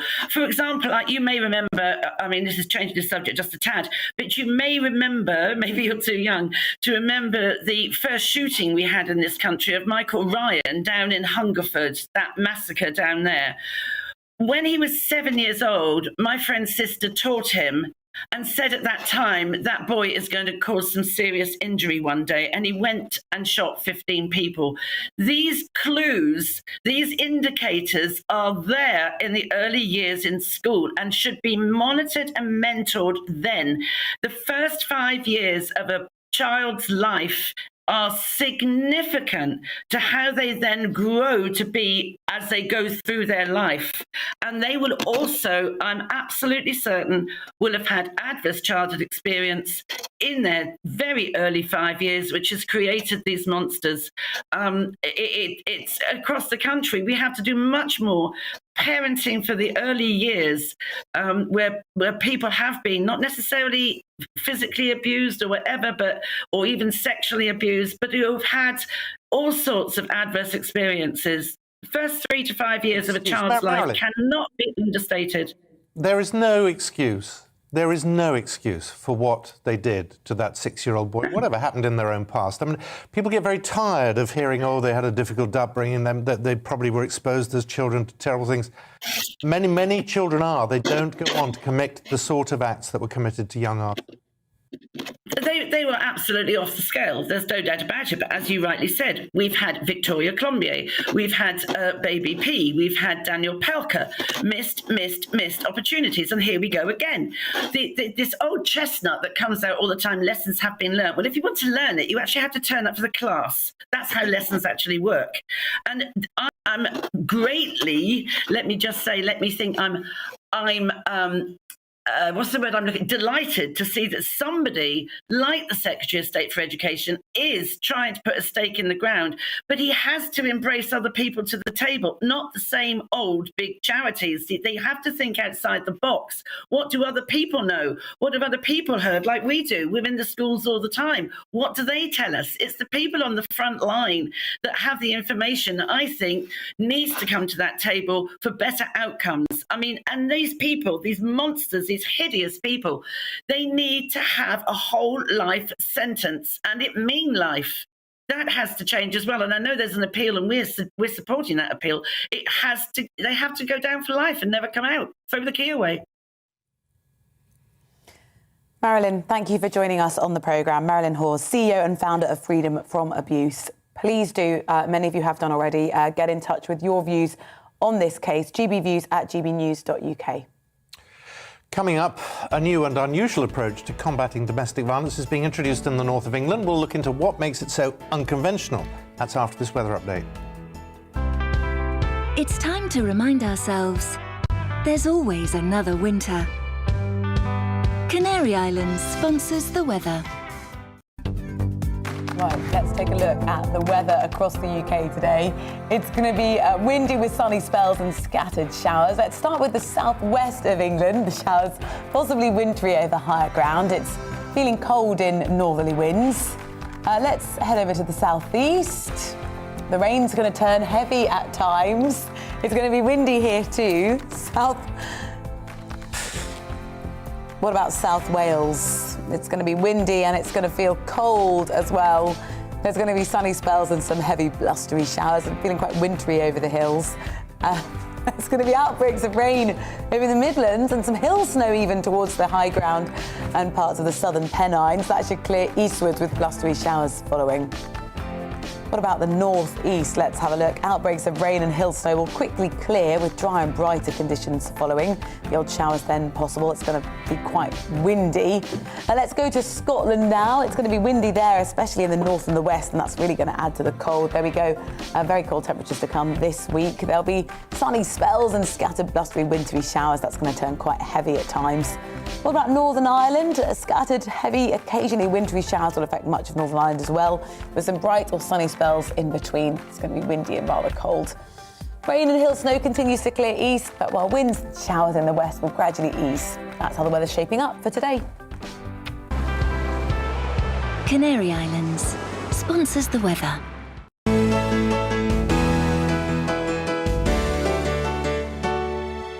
You're watching GB News live across the UK and the world on our digital stream. GB News is Britain's news channel. We are the UK's home of discussion and debate from all perspectives. We are here for you. Don't forget to join our YouTube community by clicking on that subscribe button.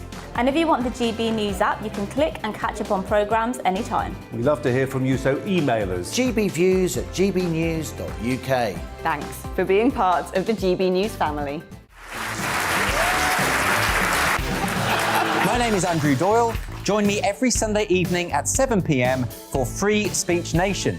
This is a show where we address current affairs and news stories of the week with the help of two wonderful comedian panellists. I brought in comics because I want to give it a lighter edge, and also they work for less. See you there.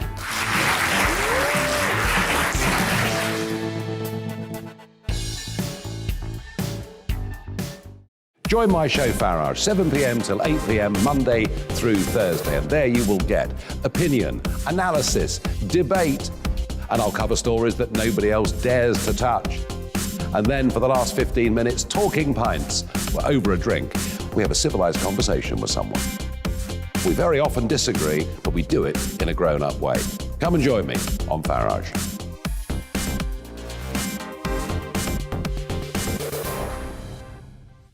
I'm Colin Brazier. I've reported from more than 70 countries around the world, covered wars from Afghanistan to Iraq, from Lebanon to the Balkans. I'm trying to bring that experience, that feel for events, to the studio. And something else, I'm ready to give an opinion. Today's stories with a spark. Brazier from 8 p.m. weekdays on GB News.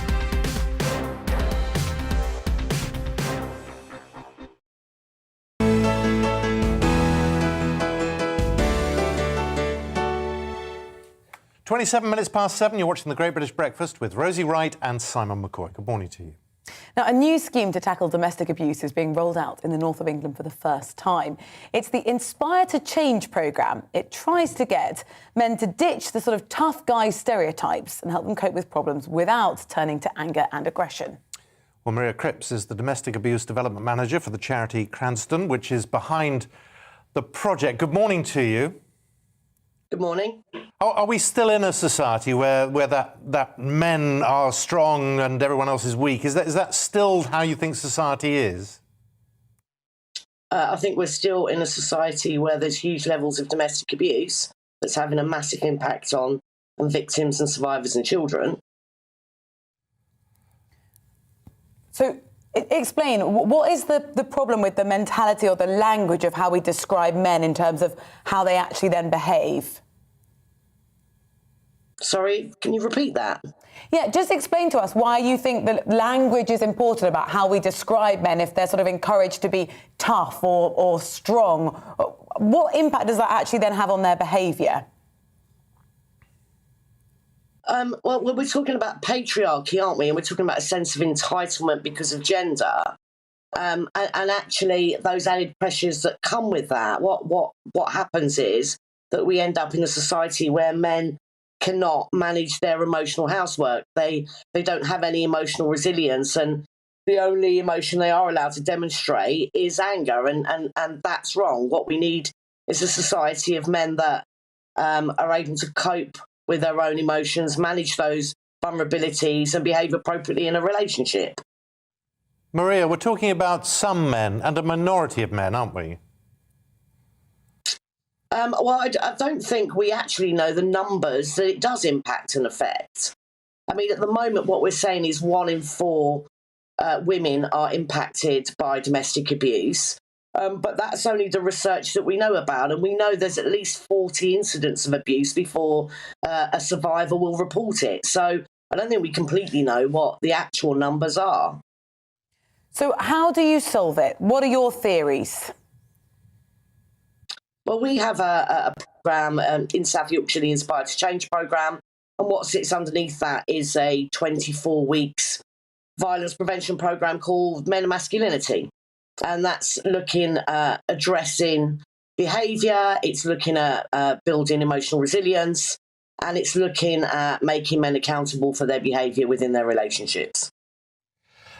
I just get the sense that we seem to be tarring a lot of men with the same brush, and that's unfair. Are you still there? We've lost Maria, I think. We'll move on. We'll try and get Maria back, and I'll try and finish that point. In the meantime, it's 7:30. We'll come back to that if we can. But let's talk about what's happened to travel. Significant changes over the weekend because the government have now reintroduced pre-departure COVID travel tests in a move to combat the spread of the new Omicron variant of coronavirus that's currently spreading throughout the UK.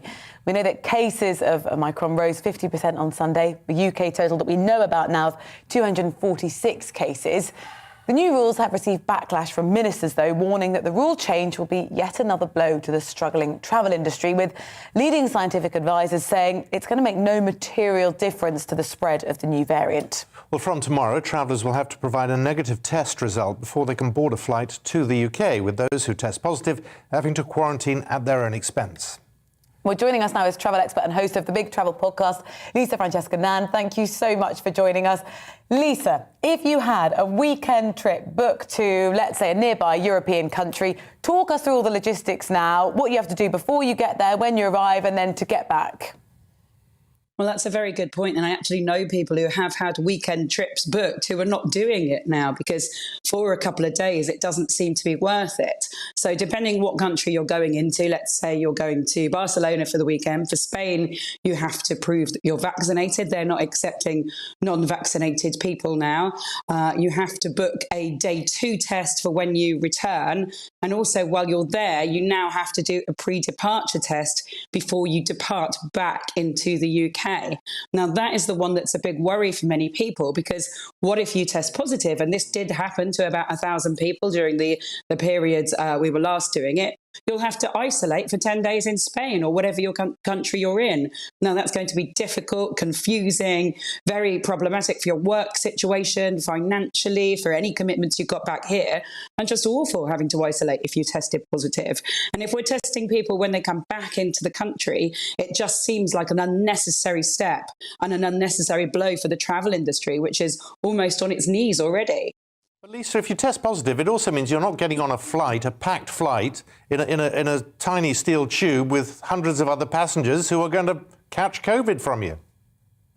It's a very good point, and I realise that travel, although we want it to be open, it has to be done safely. But HEPA filters on aeroplanes are meant to be very, very good. And as scientists say, we're not going to stop the spread. We live in an international community. We're not going to completely lock down. Even Australia and New Zealand didn't manage to do that. And look at them now, struggling to know what to do.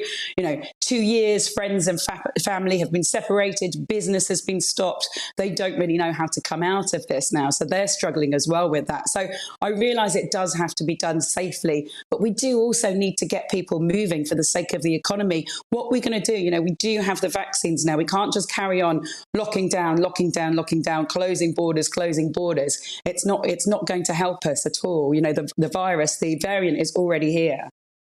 Well, the government will say, they're not closing borders. You can still travel. It's just more complicated and it's going to cost more.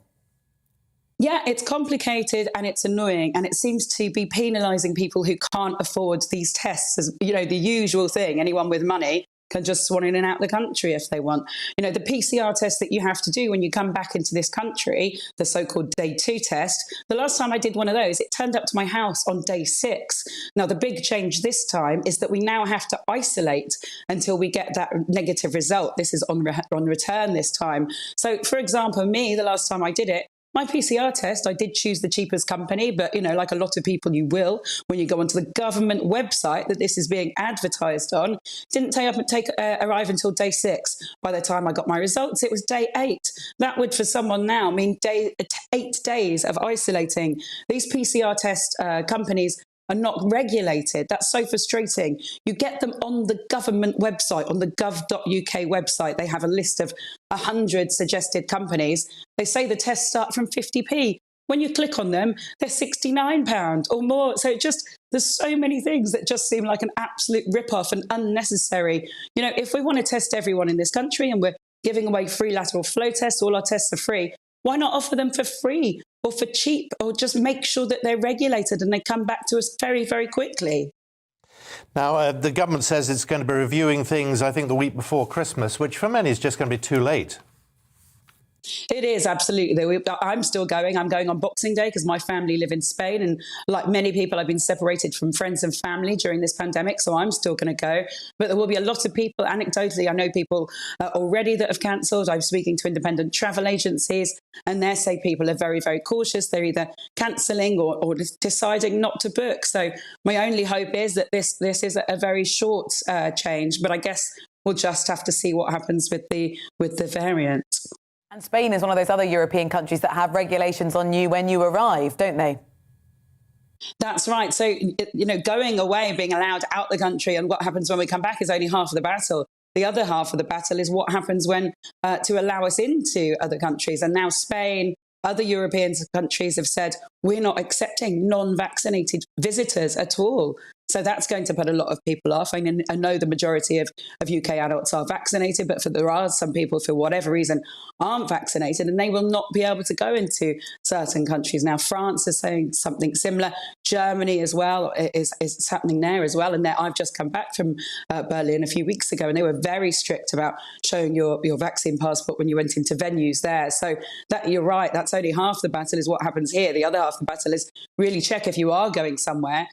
Really check what the requirements are from that country, because nobody wants to get turned away at the border and come straight home. Lisa, we've reported on the frustration of the travel industry for more than a year now, but there seems to be real anger at this particular move. Yeah, that absolutely does. And, you know, the travel industry, this doesn't affect me personally, but the travel industry have had no direct support. And there have been changes. There's been people that have lost their jobs, travel agents who work at the kitchen table that have just quietly gone bust, never to exist again. And then you think of all the other businesses that are affected by it, you know, from the taxi drivers to the cleaners to the people that run the tea rooms. You know, when we're talking about travel, we often just talk about, and I have been doing that, us traveling abroad. But what we also need is people coming into this country. You know, we need their money. We need tourism. And this year has been a third the level of normal tourism. We need their money coming into this country. You know, our tea rooms, just everything. We need their money as well. So I do realise things need to be done safely. I can understand the anger because it's been restriction after restriction after restriction, no support and no sort of really clear indication of what's going to happen next. Lisa, thank you very much for talking to us and good luck with your trip to Spain on Boxing Day. Of course, hope that goes ahead and all the testing logistics around it as well. Right, coming up, the government is cracking down on drug crime across the UK. We're going to look at what their latest plan is. That's after this.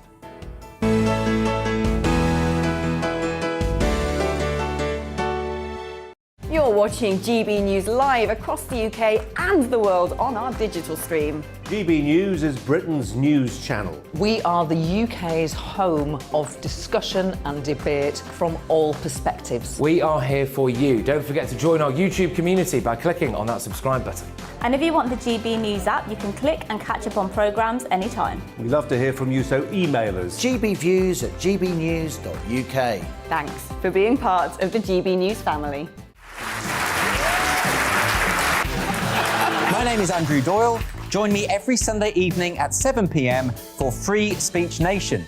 This is a show where we address current affairs and news stories of the week with the help of two wonderful comedian panellists. I brought in comics because I want to give it a lighter edge, and also they work for less. See you there.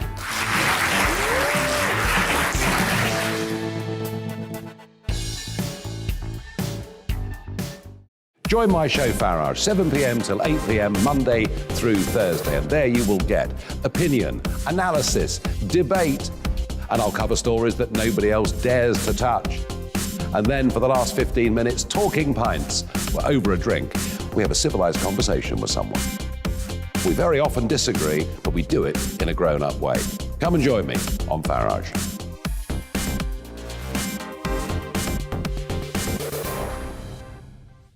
I'm Colin Brazier. I've reported from more than 70 countries around the world, covered wars from Afghanistan to Iraq, from Lebanon to the Balkans. I'm trying to bring that experience, that feel for events, to the studio. And something else, I'm ready to give an opinion. Today's stories with a spark. Brazier from 8 p.m. weekdays on GB News.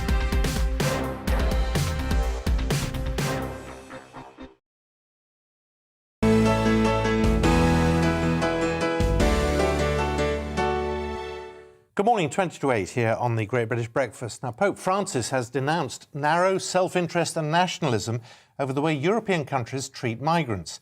Speaking on the Greek island of Lesbos over the weekend, Pope Francis called the neglect of migrants the shipwreck of civilization. The pontiff was speaking at a temporary camp housing about 2,000 asylum seekers, which replaced the overcrowded Moria camp that was destroyed in fires last year. Well, last month, 27 migrants died when their inflatable dinghy sank in the Channel between France and the UK. Several people have also died in freezing temperatures attempting to cross into Poland from Belarus. Well, Elham Farhad is the founder and CEO of Migrant Leaders, an independent UK charity that have the vision of helping migrants reach their full potential. Thank you very much for joining us. I think one of the questions lots of people have, which you can help us unpick, is why is it that we are this really desirable place for migrants to risk their lives, break the law to get here? Thank you. Good morning. First of all, I would like to say that in my view, migrants don't make this dangerous trip in order for economic reasons. They make this trip because where they come from, they are in danger. And this journey means that they have to take a risk to escape that danger. Why is Britain... Elham, I'm sorry, they're coming from France, where they're not in danger. Indeed, but you have to look at their whole experience. Why is Britain, if I can address your question, why is Britain so attractive?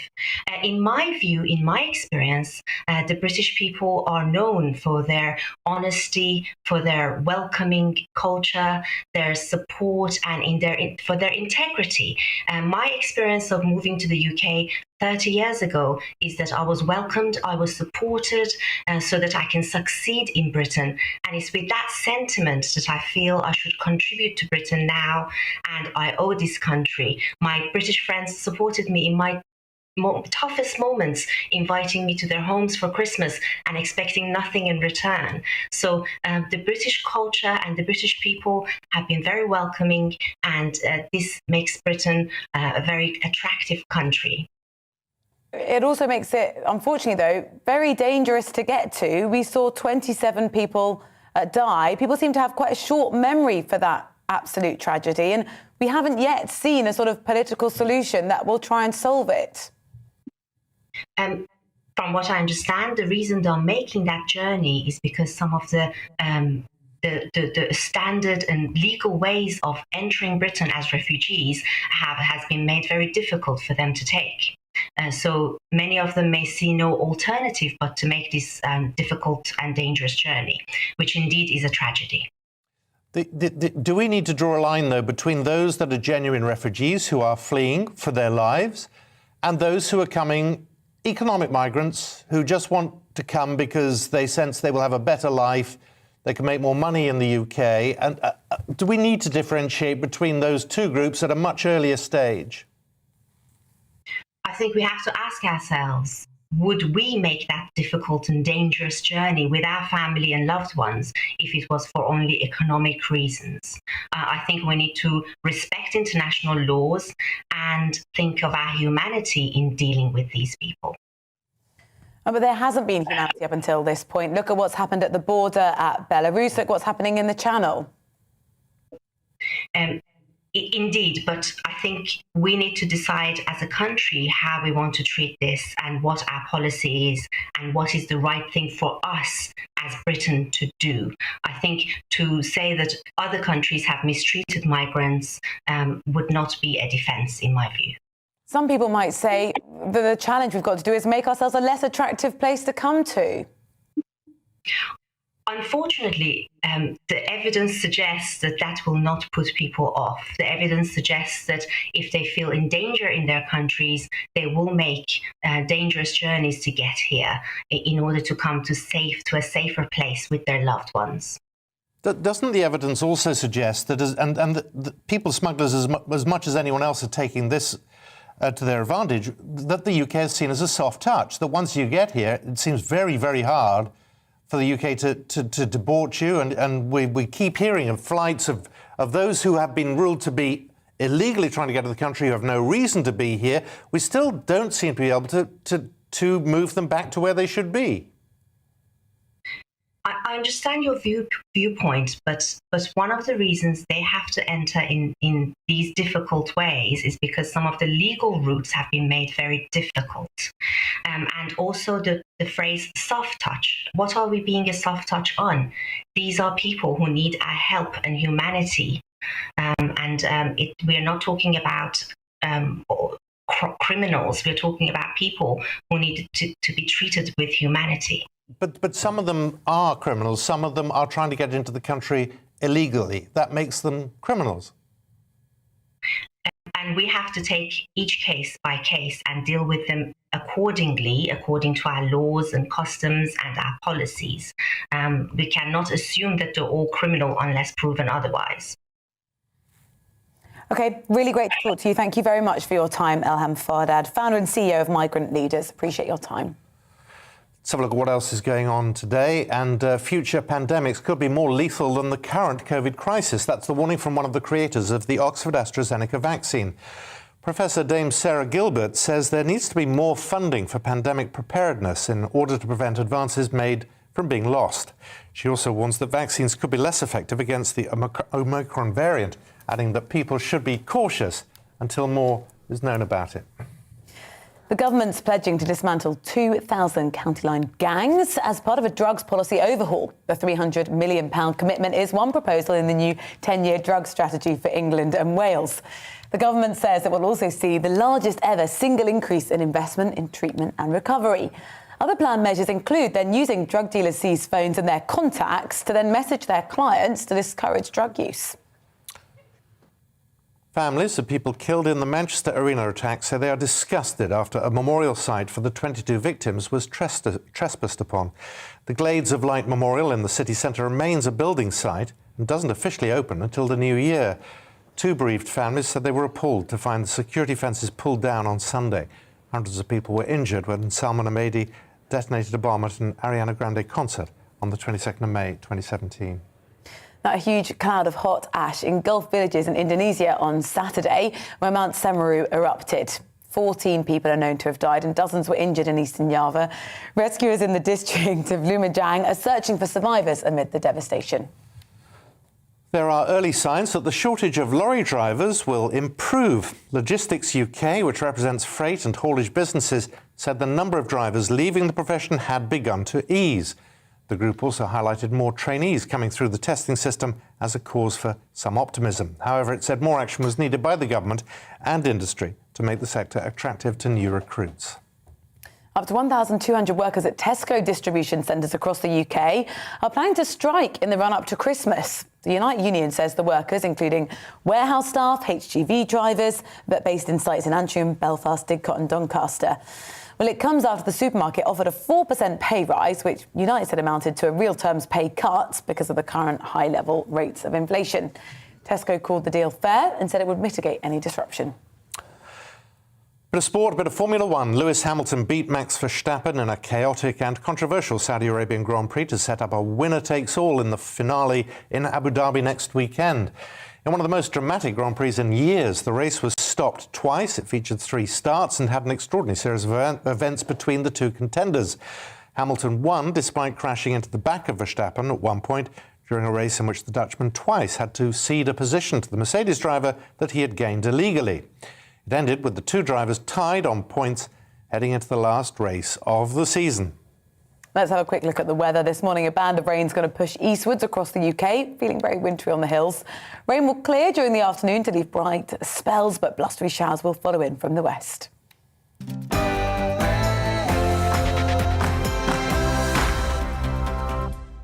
Now, the government's going to set out today £300 million worth of new investment to crack down on drugs and dismantle 2,000 county lines. The Home Office is calling it a first-of-its-kind plan to stamp out the scourge of drug crime and the violence it brings to our streets. The investment is due to be spent on pursuing and closing down gangs, with the commitment being part of the government's 10-year drug strategy designed to tackle both the supply and demand for narcotics. According to the government, it's also going to see the largest ever single increase in investment towards treatment and recovery, in addition to other measures such as using drug dealers' seized phones and their contacts to then message their clients to discourage drug use. David Nutt is the Professor of Neuropsychopharmacology at Imperial College London and the Chair of the Charity Drug Science. Thank you very much for joining us. If you've taken a look at the proposals, which of the policies do you think actually this might engineer some change? Well, the only one that'll do any good is investing in treatment. We've known probably for 50 years now that treatment investment is about 3 times more effective than investing in prohibition or policing it or any kind of supply side intervention. So we should basically be getting everyone who needs treatment for any addiction into treatment within days. And that will remarkably reduce the demand for drugs and therefore will serve a much better purpose of reducing drug crime. Because if you've got less users, you've got less people wanting to have drugs. But will that work in practice? Well, it has worked in practice. It has worked largely in practice in many countries over many decades. So we know that works. And the other thing we know categorically is that the war on drugs fails. We've seen that fail, and it'll fail the way it's being suggested they're going to enact it currently as well. It is an extremely inefficient and very expensive way of achieving probably the opposite of what you set out to achieve. What about recreational drug use? We know, and the awkward thing for the government here is that, you know, cocaine was found in the toilets in the Houses of Parliament. How do you tackle that? Well, to be honest, I'm relatively relaxed about it. I mean, you know, if it's the problem with the cost of drugs is largely in health terms or in the cost of policing. If we reduce the health costs, we won't need to police as much. If policing people who are using drugs that aren't going to harm them very much or harm society very much is a waste of police time. That's why a lot of police forces have given up trying to prosecute people for using cannabis recreationally. It serves no purpose. It's actually, if anything, it just creates a criminal underclass, which then have to deal more hard drugs and cannabis in order to keep going. So I think recreational drug use is a bit of a diversion, frankly. I think it's a distraction. But we're not talking about cannabis here. This is cocaine. Yeah, it's a moot point. I mean, well, we know that there are several members of the current government who've had heavy cocaine habits before they became MPs. You know, I mean, the fact is it isn't necessarily that damaging a drug. The drugs which are killing people are the opiates, particularly heroin and now the fentanyls. They're the ones we should focus on. I think looking at what you might call middle-class recreational drug use is a complete distraction, frankly. But very quickly, David, I mean, how damaging is the drug problem in the United Kingdom? How damaging is it in reality to us all? Well, it kills a lot of people, but it certainly doesn't kill as many people as tobacco or alcohol. But opiate deaths have been rising year on year, and we should, you know, for moral reasons and humane reasons, we should be doing something about that. And we were. I mean, the one good thing that the last Labour government did was roll out quite effective treatment programs. The current government has effectively halved those. So I am pleased that they're going to put some more investment back into treatment. We also need to put a lot more investment back into research on treatment. There has been a lot of innovation in addiction treatments in the last decade, which we're not taking advantage of. And that would be where I would be putting my money. Well, it's good to see you. David Nutt, thank you very much for your time this morning. Thank you. Coming up here on the programme, some sport news. Formula One champion Lewis Hamilton snatched victory from Max Verstappen in a thrilling race at the Saudi Arabian Grand Prix. We'll look at what this means for the Drivers' Championship after the weather. It's time to remind ourselves there's always another winter. Canary Islands sponsors the weather. Let's look ahead to today's weather across the UK, where it's going to be windy with sunny spells and scattered showers across the southwest of England. The showers possibly wintry over higher ground, feeling cold in the northerly winds. In contrast, it'll be cloudy with outbreaks of rain across the southeast. The rain turning heavy at times there. It's going to be windy over the capital and the rest of the southeast too.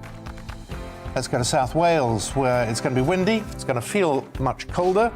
There'll be sunny spells and some heavy blustery showers. Those showers will be wintry over the hills. Over in the Midlands, there'll be outbreaks of rain and some hill snow, and towards the high ground of the southern Pennines, this will clear eastwards with blustery showers following. Windy and feeling cold there. The northeast will have outbreaks of rain and hill snow, quickly clearing with drier and brighter conditions then following on. The odd shower is then possible, these possibly turning wintry over the hills. It'll be windy across Scotland, especially in the north and west, adding to the cold feel there. There'll be sunny spells and scattered blustery wintry showers turning heavy at times. Scattered heavy, occasionally wintry showers will affect much of Northern Ireland as well, with some bright or sunny spells in between. It'll be windy here, it's going to feel cold, so rain and hill snow continuing to clear eastwards, while winds and showers in the west will gradually ease. That's how the weather is shaping up for the rest of the country. Canary Islands sponsors the weather.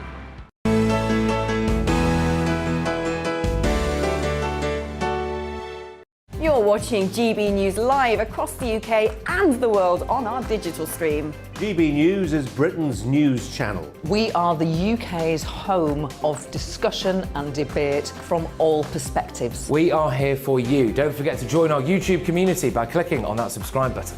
And if you want the GB News app, you can click and catch up on programmes anytime. We love to hear from you, so email us. gbviews@gbnews.uk. Thanks for being part of the GB News family. My name is Andrew Doyle. Join me every Sunday evening at 7 p.m. for Free Speech Nation. This is a show where we address current affairs and news stories of the week with the help of two wonderful comedian panellists. I brought in comics because I want to give it a lighter edge, and also they work for less. See you there.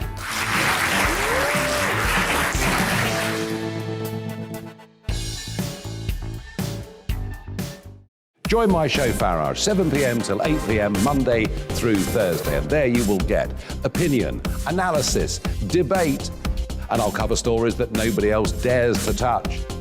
And then for the last 15 minutes, talking pints. We're over a drink. We have a civilised conversation with someone. We very often disagree, but we do it in a grown-up way. Come and join me on Farage.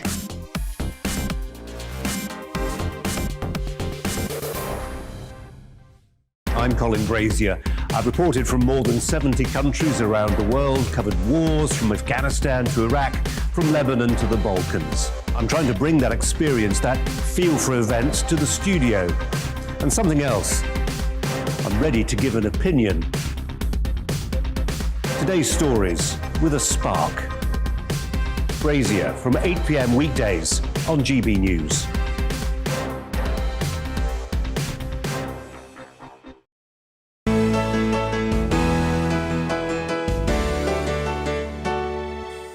Coming up to 2 minutes to 8. Now, I got criticised for talking about this earlier. There's a Christmas jumper that's been encrusted with diamonds and gold. It's gone on sale for £30,000. It makes it the world's most expensive jumper. A London-based artist, Aidan Liban, has spent his life savings and 6 months creating the luxury garment in an effort to raise funds for the NHS. The jumper has, well, there we go, that beautiful reindeer with a diamond-encrusted silver stars and 24-carat gold threading, Italian silk lining, thousands of Swarovski crystals. The previous record for the most expensive jumper was held by the online retail company Tipsy Elves. That was a crystal-covered jumper that cost £24,000. The reason you got into trouble earlier on is your only question about this £30,000 jumper was how do you wash it? I think other people would have that as a question. No, they'd be asking, why on earth would you spend £30,000 on a Christmas jumper? Or why would you make one? Maybe we should request if the maker of the jumper, the knitter of the jumper, the decorator of the jumper could join us on the programme. Jeweller. But how would you actually wash it? That is the thing. I still am thinking about that a little bit. I am. You wouldn't. You just look at it. I wouldn't look at it. I wouldn't buy it. I wouldn't go anywhere where it was. I would think it the biggest waste of money I've seen for some time. Maybe tomorrow morning we could wear... Maybe I'll wear a really awful jumper tomorrow. And your point being... Yeah. Right, now, let's move on.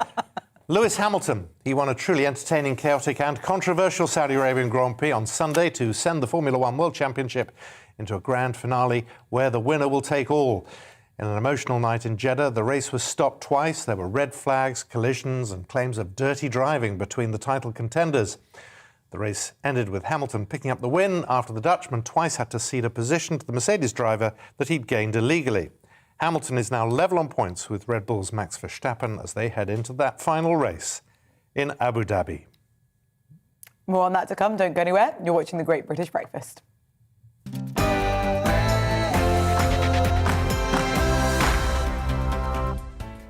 Good morning, it's 8 o'clock. It's Monday, the 6th of December. These are the stories that matter to you and to us here on The Great British Breakfast with Simon McCoy and Rosie Wright. Now, the government's promise to not disrupt our Christmas plans could come back to bite us in the new year.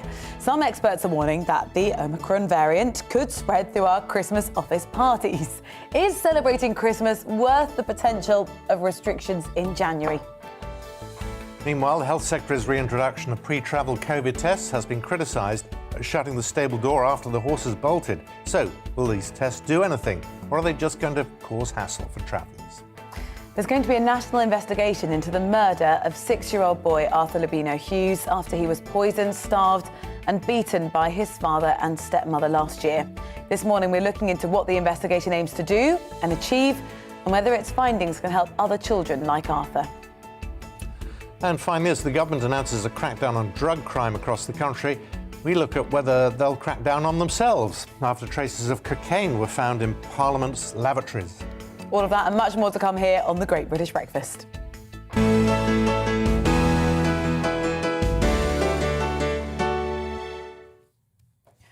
very good morning to you. You're very cheerful. What's up? I am. Well, yeah, there's quite a lot of gloomy news around. There is a lot of, yeah. If you've got any good news, could you let us know? We might be leading on it by 9 if it's good. GBViews at gbnews.uk. There must be some good stuff going on. I'm sure. Well, let's start and see what the front pages are leading on. If there's anything positive there. The Metro, you better watch out, they say. Warning signs of another mega storm coming to Britain as soon as tomorrow. The Independent leads with the warning from Professor Adrian Hill, one of the people behind the Oxford AstraZeneca vaccine, warning against the sale of an incomplete vaccine manufacturing plant by the government. The Mirror, there are warnings over the risk that Christmas could lead to a surge in COVID cases and possible restrictions in the new year. That's their lead. And The Guardian also leads with a warning, this one from Professor Sarah Gilbert, who helped develop the Oxford AstraZeneca vaccine. She says that the next virus could be more lethal. The Sun talks about the tragic case of the murdered little boy, 6-year-old Arthur Lebano-Hughes, whose father and stepmother were jailed for his death. Arthur's grandfather said his killers should never be released. The Daily Telegraph is reporting that ministers have been accused of ignoring the people most vulnerable to COVID-19 over booster vaccines. The paper claims more than 300,000 housebound people are yet to get a third jab after GPs opted out of home visits to administer them. The Eye talks over the fury of the introduction of pre-departure tests for arrivals in the UK, saying the new policy would cost a family an additional £800. Prince Harry claims that he raised concerns over the donor involved in Prince Charles's Cash for Access scandal. That's on the front page of the Daily Mail this morning. And the Express focuses on what it calls a Brexit shake-up, saying it could help smaller businesses compete with giant conglomerates. The paper says the UK is set to axe onerous European Union rules, which will allow smaller businesses to compete on a level playing field to secure government contracts. Headline in The Times is that the Prime Minister Boris Johnson is set to take on judges by introducing plans to allow ministers to throw out legal rulings. And the Daily Star is on the hunt for the Deputy Prime Minister Dominic Raab's brain. They say it's missing after reports that Dominic Raab said, you know, that party that happened at Christmas in number 10 Downing Street last year. We don't know as much as we want to about it. And in trying to find out, Dominic Raab said it didn't need to be investigated as it happened a year ago. Not important, apparently.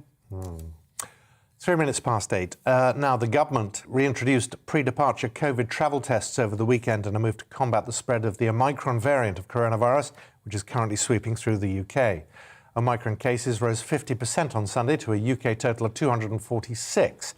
However, the new rules have received a backlash from ministers, warning that the rule change will be yet another blow to the struggling travel industry, with the leading scientific advisors saying that it would make no material difference to the spread of the new variant.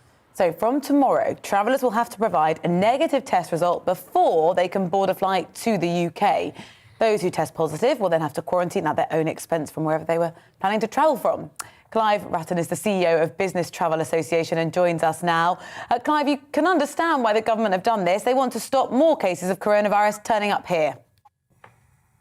Good morning, Simon and Rosie. Yeah, I fully understand the importance of looking after the national health and security. However, the question is why they've put these tests in the 2 days before you come back now, given that the new variant is seeded here in the UK. It's a real blow to the travel industry. This one, getting a test before you return back to the United Kingdom, is the one that really stops business travel happening, and another hammer blow for the industry. Well, they've done it so that you don't get into a plane with COVID and then spread it around the plane and then increase the cases in the UK. You can see why they're doing it. Yeah, but we still have, when you arrive in the UK, you need to take a PCR test here. But before you get on the plane, you can take a lateral flow test. So it's really confusing for people that, you know, you're going to be tested when you arrive in the UK, and you need to isolate for 2 days until up until you get your result. So it is pretty secure from that perspective. It's worked through the late summer and the autumn for countries that are not on the red list for people coming in, and no great signs of infection being brought in by travellers. You know, what it is just restricting people's ability to trade and for people to go and visit family and friends over the Christmas period. I think actually if you're travelling, the confusion can be cleared up very quickly if you just head online. There are very specific rules about what you need to do. I think the bigger challenge actually here is the uncertainty and the frustration.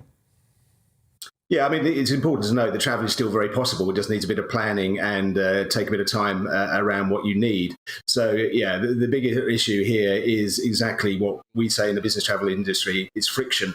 And friction created by all of this confusion it stops people traveling. It stops British businesses wanting to travel overseas to do their work and just creates a whole difficult scenario for people that generally puts them off traveling.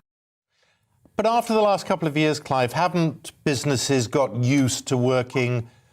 I mean, all right, it may not be perfect, but they can still work online. The real tragedy with this travel ban or the travel testing is for those who just want to see their families.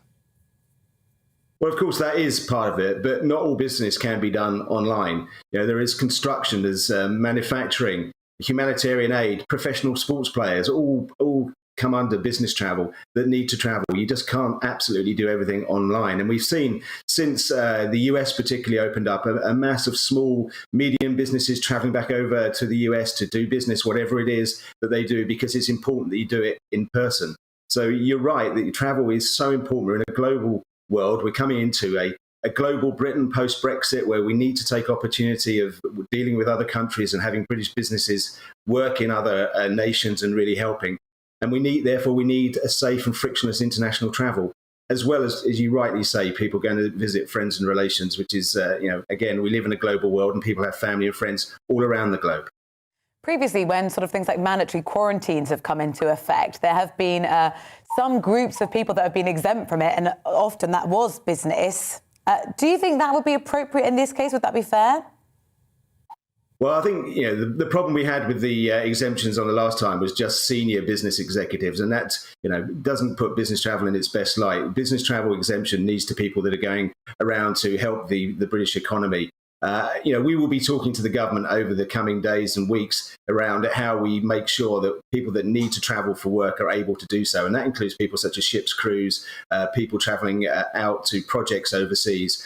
So I think there are absolutely need for exemptions, but clearly what we really want to get to in the review on the 20th of December is something that works a lot better. What we don't see from this government at the moment is a clear exit strategy.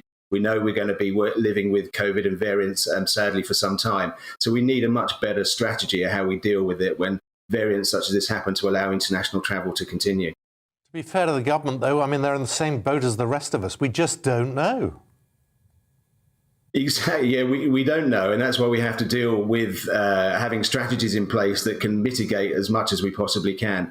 What we can't have after 2 years is people still unable to travel. And it's not frivolous reasons people travel for. It's, as I've mentioned before, it's really important for us as the UK economy to get it back on its feet that we do it. So, at the end of the day, we want to work with the government to find the suitable solutions and work quickly with them when instances such as we've seen with this new variant come around to make sure we get people home. We've been working all weekend as members to get people home and sorted out. We just need a clearer plan and much better communication. Why would you put it out on a Twitter feed on a Saturday night? It's really difficult for people, and that's what needs to change and needs to change quickly from the government. Clive, thank you very much for talking to us. Clive Ratton, CEO of the Business Travel Association. Appreciate your time this morning. Now, let's have a look at what else is going on today. Coming up to 10 minutes past 8. Future pandemics could be more lethal than the current COVID crisis. Well, that's the warning from one of the creators of the Oxford AstraZeneca vaccine. Professor Dame Sarah Gilbert says there needs to be more funding for pandemic preparedness in order to prevent advances made from being lost. She also warns that vaccines could be less effective against the Omicron variant, adding that people should be cautious until more was known about it. The former leader of Myanmar, Aung San Suu Kyi, has been jailed for 4 years for inciting dissent among the country's military rulers. She and her National League for Democracy party were removed from power in February in a coup. The ruling is the first case in a series of cases brought against the 76-year-old Nobel laureate. Ms Suu Kyi faces 11 charges in total, which have been widely condemned as unjust. She's denied all charges. The government is pledging to dismantle 2,000 county lines gangs as part of a drugs policy overhaul. The £300 million commitment is one proposal in the new 10-year drug strategy for England and Wales. The government says it will also see the largest ever single increase in investment in treatment and recovery. Other planned measures include using drug dealers' seized phones to message their clients to discourage drugs use. Families of people killed in the Manchester Arena attack say they were disgusted after a memorial site for the 22 victims was trespassed on. Well, it's called the Glade of Light Memorial. It's in the city centre. It currently remains a building site and doesn't officially open until the new year. Two bereaved families said they were appalled to find the security fences pulled down on Sunday. 22 people were killed and hundreds of people were injured when Salman Abedi detonated a bomb. A huge cloud of hot ash engulfed villages in Indonesia on Saturday when Mount Semeru erupted. 14 people are known to have died, dozens more injured in eastern Java. Rescuers in the district of Lumajang are searching for survivors amid the devastation. There are early signs that the shortage of lorry drivers will actually improve. Logistics UK, which represents freight and haulage businesses, said the number of drivers leaving the profession had begun to ease. The group also highlighted more trainees coming through the testing system as a cause for optimism. However, it said more action was needed by the government and the industry to make the sector attractive to new recruits. Up to 1,200 workers at Tesco distribution centres across the UK are set to strike in the run-up to Christmas. The Unite Union says the workers, including warehouse staff and HGV drivers, are based at sites in Antrim, Belfast, Didcot and Doncaster. It comes after the supermarket offered a 4% pay rise, which Unite said amounted to a real terms pay cut due to current high rates of inflation.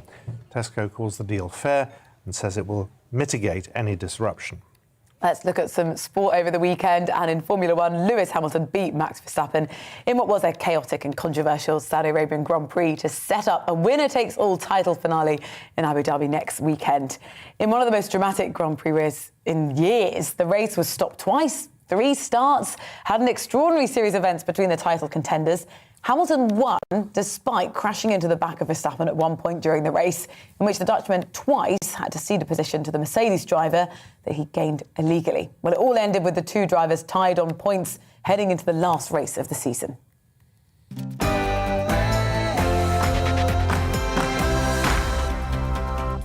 You're watching The Great British Breakfast. Coming up, a new and unusual approach to combating domestic violence is being introduced in the north of England. Our Yorkshire and Humber reporter Kevin Larkin looks into what makes it so unconventional. That's after this weather update from Rosie.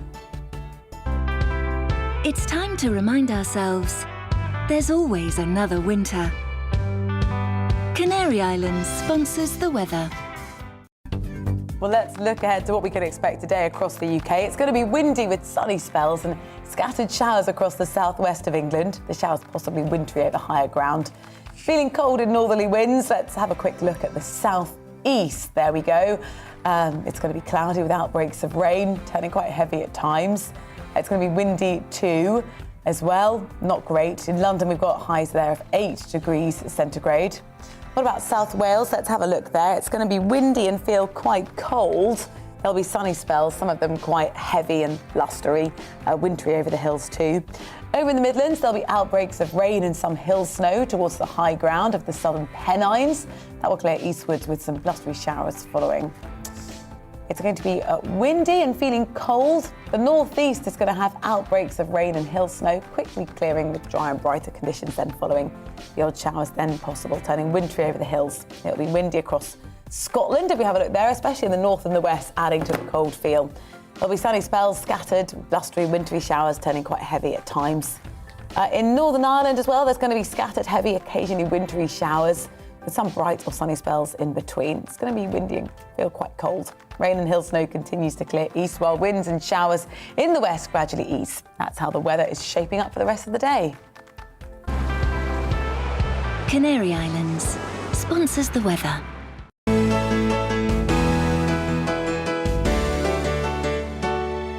You're watching GB News live across the UK and the world on our digital stream. GB News is Britain's news channel. We are the UK's home of discussion and debate from all perspectives. We are here for you. Don't forget to join our YouTube community by clicking on that subscribe button.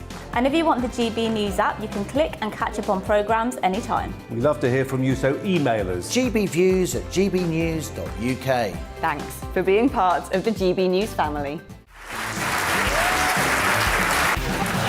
My name is Andrew Doyle. Join me every Sunday evening at 7 p.m. for Free Speech Nation. This is a show where we address current affairs and news stories of the week with the help of 2 wonderful comedian panellists. I brought in comics because I want to give it a lighter edge and also they work for less. See you there.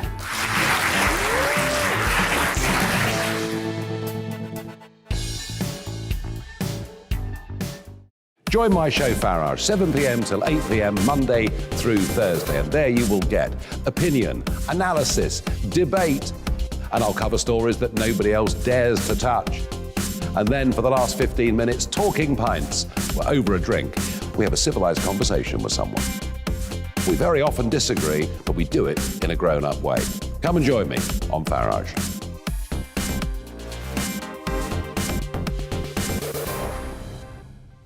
I'm Colin Brazier. I've reported from more than 70 countries around the world, covered wars from Afghanistan to Iraq, from Lebanon to the Balkans. I'm trying to bring that experience, that feel for events, to the studio.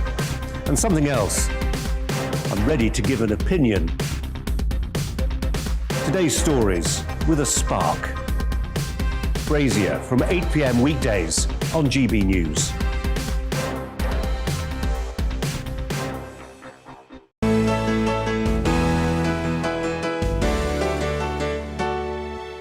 Welcome back. You're watching The Great British Breakfast. It's just after 8:15. Many large businesses are opting out of large Christmas parties and are instead choosing to host smaller events. As a result of the uncertainty over the Omicron variant, it comes as a significant blow to event businesses who hoped that large parties would help them to recoup losses during the pandemic. Numerous companies, such as Deloitte, PwC, KPMG, they're all hosting smaller parties as opposed to larger events. Now, according to a survey of 2,000 office workers, over half of UK workplaces have decided not to hold a Christmas office party. Let's find out a little bit about the implications. Michael Kill, the CEO of Nighttime Industry Association, joins us. Thank you so much for talking to us. How many cancellations are you seeing?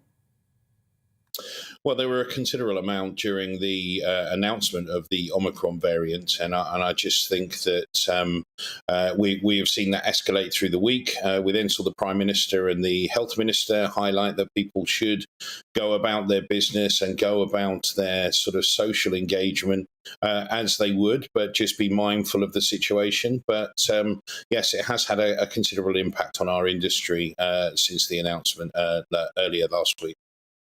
We've spoken to you many times over the last few months, and we seem to go 2 steps forward and then 3 back.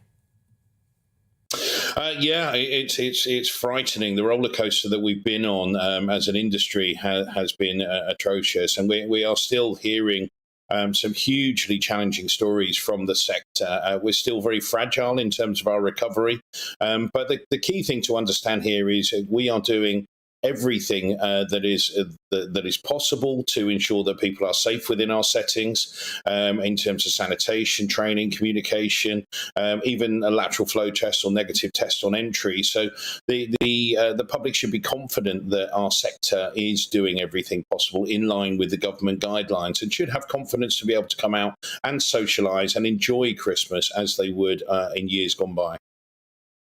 Staff and business leaders feel, because we're being told don't cancel plans but be cautious. So that might mean, OK, I'll maybe go to one party and I'll go to a smaller party, but for the people, the businesses hosting them, you're going to many. Yeah, and don't get me wrong. I mean, I think the key thing here is some of the strongest transmission beds come from things like house parties or unlicensed events, etc. So we are willing people and driving people to look at the hospitality sector and ensure that they understand that we are doing everything possible in line with the government. And those mitigations are very strong. They're very thought out, and they're in line with the government's response. So they should have confidence to return. And the government have quite clearly got confidence, because they wouldn't be saying that go about your business, just be prepared, understand that there will be mitigations in place to safeguard people through the Christmas period. So, people should have confidence that they can come back and enjoy Christmas parties. Just be mindful when you attend. And if you're not feeling very well, then please highlight this and think of the wider public position in terms of public health.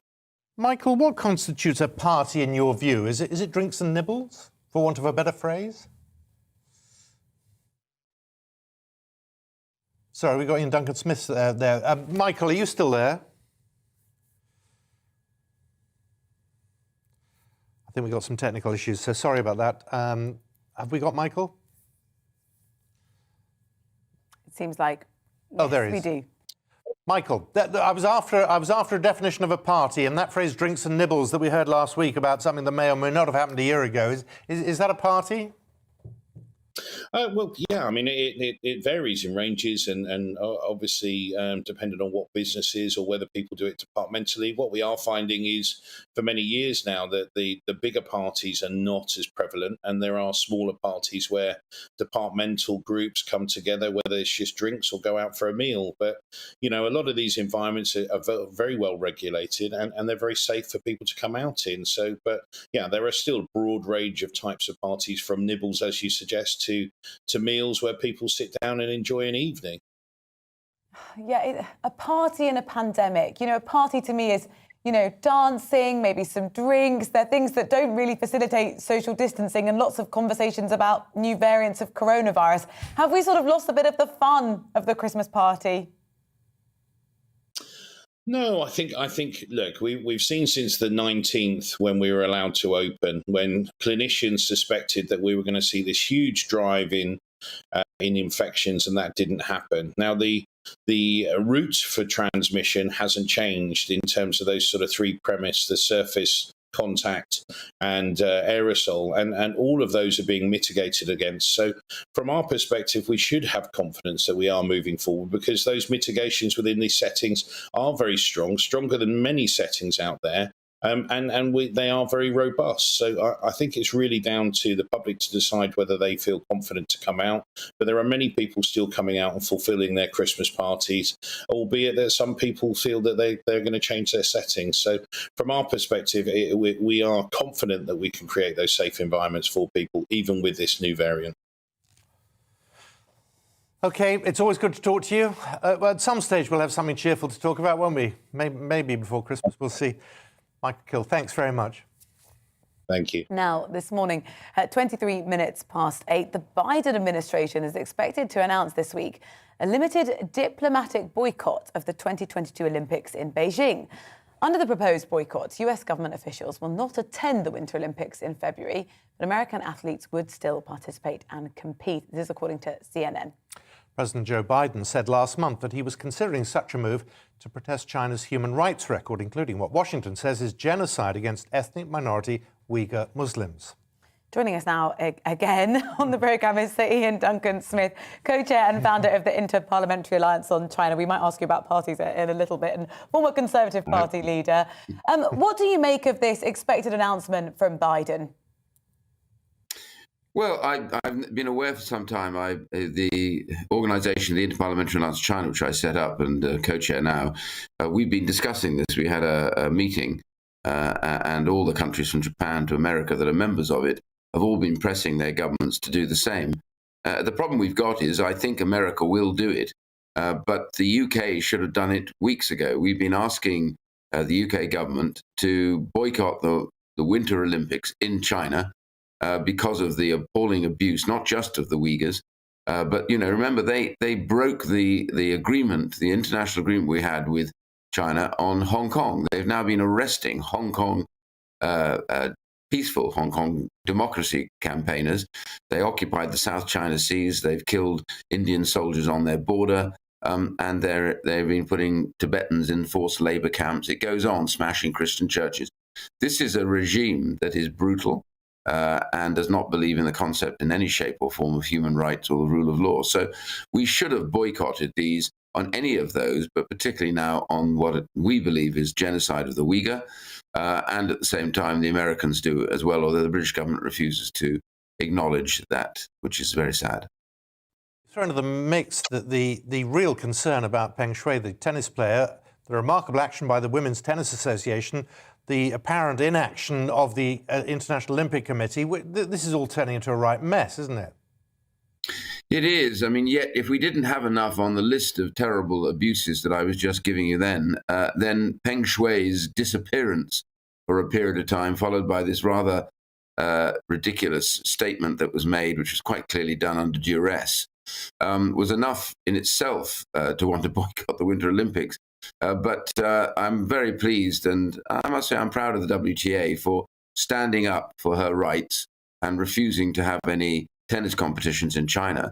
And of course, as ever, the ATP, rather like the International Olympic Committee, find all sorts of wriggly excuses. It's always about we must engage to make sure that things change. The honest truth is we've been engaging, as they say, with China over all these sort of abuses, but nothing ever happens. China goes on cracking down on almost anybody it chooses. And that's the real problem. They don't even, by the way, sign up properly to COP26 and their requirements to net zero. So I don't know exactly what it is that we seem to be achieving with China, but China seems to be getting away with literal murder at the moment. And, by the way, threatening Taiwan with invasion, which I wonder any other country in the world that did this, and they'd already be on the naughty step, at least there, but not with China, apparently. I just wonder, a diplomatic boycott we're expecting, not a sort of full boycott. Would you actually be asking for further action to be taken that would actually potentially damage the Olympics, but then the country further? Well, I've always argued two things. First of all, over a year ago, I argued that we should be looking to, first of all, move the Winter Olympics. But the Olympic Committee decided not to do that. So I then said, look, the least we can do is that countries themselves should not attend. That is to say, their ministers and their officials, including diplomatic officials, should not attend the Winter Olympics, and make it very clear this is because of Chinese behavior, that we cannot allow them to have this great show, as it were, for them, free and without any punishment, as it were. When it comes to athletes, it's up to, I think, individuals to decide what to do. They must make that decision. If they choose not to go, then all well and good. But if they don't, well, that's a matter for the Olympic Committee. I would love the International Olympic Committee to themselves say enough's enough, we're not doing this anymore because of their behavior. But just like the ATP, they seem to have no guts at all. Whereas the Women's Association, the WTA, are really courageous, and I take my hat off to them. Well, hang on. I mean, the International Olympic Committee, indeed the British government, money talks. It's about money. Well, you may yet be right. And, of course, we know that's one of the major reasons why governments fall shy of actually saying anything very specific about the Chinese government. But, when it comes down to it, I thought we, back in the 1930s and into the 40s, we learned our lesson then. When a country practices genocide, when it abuses, controls, and invades territory, when it throws its military might around and threatens its neighbors, don't we need to do something about that instead of actually kowtowing to them like we've been doing? I thought the lessons of the 1930s, without taking the right action, which ended up with over 60 million people dying in the world as a result of the Second World War, I thought these were major lessons to have learned. And it seems like we've learned absolutely nothing from these kind of areas. And it's time that we stood up to China and said, this is appalling behavior. You cannot go on like that and expect to trade freely and be in the world community until you change your ways. Does a diplomatic boycott actually have? Well, the funny thing about dictatorial regimes like China and Russia and others, and bear in mind the threats we're getting now from Belarus, from Russia and from China, are all to do with borders, disputes, crackdowns on their own peoples. But the funny thing about them is that they very much love the idea of that spectacle, to be able to showcase China as an important, or Russia or whatever, as an important member of the world community, and to show just how wonderful they are.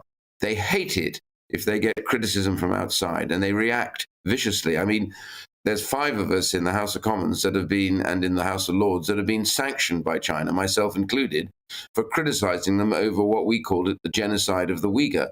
There's also Americans that have been sanctioned, and European members of IPAC that have been sanctioned. So, they even with ordinary people like myself, they seem to take it very hard and they hate it. But when a country says, I'm not going there because of the Winter Olympics, and if all the countries do the same in terms of their government and their officials, then they will hate that too, and it will be a body blow to them. Internally, Chinese people would ask, what's all that about? And so it just begins. You've got to make these statements because they hate them so much that we know they have an effect. quick one on something a little closer to home. I mean, have you ever seen cocaine taken in the lavatories in the House of Commons or the Lords? Well, no. If I had, I would certainly have reported the individuals to the authorities and particularly to the police.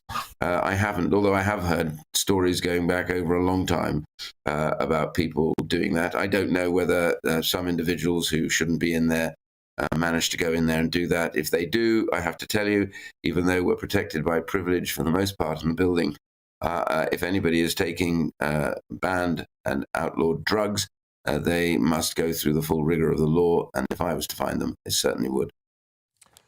Sir Ian Duncan-Smith, it's good to talk to you. Thank you very much for your time this morning. Pleasure. It's gone 8:30 here on the Great British Breakfast. Hundreds of people gathered in memory of Arthur Lebano-Hughes on Sunday afternoon. Balloons were released on Cranwell Road in Solihull, where he lived before he died. The 6-year-old boy was killed after a campaign of cruelty and torture carried out by his stepmother, Emma Tustin, and his father, Thomas Hughes. Well, our West Midlands reporter, Balvinda Sidhu, attended the vigil yesterday and joins us now. Balvinda, there's still so much shock, not just there, but around the country at this case. Yes, a nation is mourning the death of this little boy, Arthur Lebano-Hughes. I'm standing outside the house where he was cruelly tortured before he was killed. And there are a sea of flowers and teddy bears and sweets and balloons that have been left by well-wishers who want him to know he was loved. Because one of the most disturbing aspects of this case were audio recordings played in court where Arthur is crying, saying, "No one loves me. No one loves me." And the theme here outside this house is, Arthur, you are loved and you were loved. And people came here yesterday, hundreds of people, including his maternal grandmother, Madeleine Halcrow, friends and family, not just from the local Solihull community, but across the West Midlands. And some people travelled from afar afield as London, Northampton and Redditch, just to be part of a collective process of grief. They released balloons and they also, did an applause for Arthur and in his memory. It was incredibly moving. There wasn't a dry eye in sight. I mean, I spoke to one of the neighbours who lives down the road 10 doors away. They organised this vigil in memory of Arthur. We've seen him a few times when he would come and play with the dog on the drive. That was before, I think, all this started to happen, and then never seen again. To look out your window and to see the house up the road and to think you're that close to somebody that could do that and be so evil is horrendous, it's heartbreaking. I don't think anybody will ever recover from it, if I'm honest. Not when you live on the road where it happened as well, because that house is going to be a constant reminder of what's happened. The moment I came to know about it, I just couldn't sleep, because that's, I think, one of the most inhuman incidents that I have seen. We knew Arthur a little bit. He used to walk past with his dad and he was lovely. He used to come and say hello to my dogs, because I've got a bit of a collection of dogs. And we just thought we'd do something with the community. We didn't think it'd get this big. We didn't know what was going on due to lockdown. We were all in our gardens doing our lawns and whatever and tidying up, and we just never really saw what was going on. I probably saw him three times during the time he lived here, And he was always lovely and bubbly, just gave my dogs a cuddle, walked past, said hello, called him Cheeky, because I didn't even know his name until the day he passed away. Now, the perpetrators of this crime, his stepmother, Emma Tustin, and his father, Thomas Hughes, were sent down on Friday. She was sentenced to 29 years in prison, and he was sent down for 21 years for manslaughter. Now, there are calls, there's a petition which has been signed by almost 300,000 people saying that sentence is too lenient. And one of the people calling out is the grandfather, Peter Halcrow, of Arthur Lebano-Hughes, and he's saying that, Emma Tustin should never be released from prison. Neither of them should, because of the crimes they committed against the little boy. And of course, questions are now being asked about, the agencies, the authorities, did they do their job properly? We know that Arthur's paternal grandmother, Joanna Hughes, did alert social services. She told them she saw bruising on his back. They paid a home visit. They said there was no safeguarding concern. Subsequently, a week later, she sent them an image of the bruising, and still nothing was was done. So there is a local safeguarding review that's taking place, but that has now been upgraded to a national review, which has been called on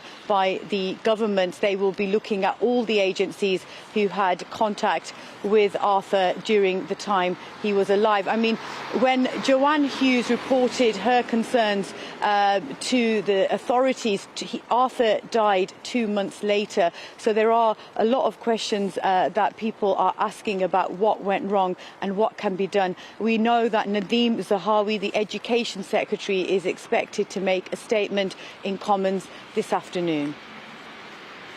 Balvinder, thank you very much. Balvinder Sidhu with that.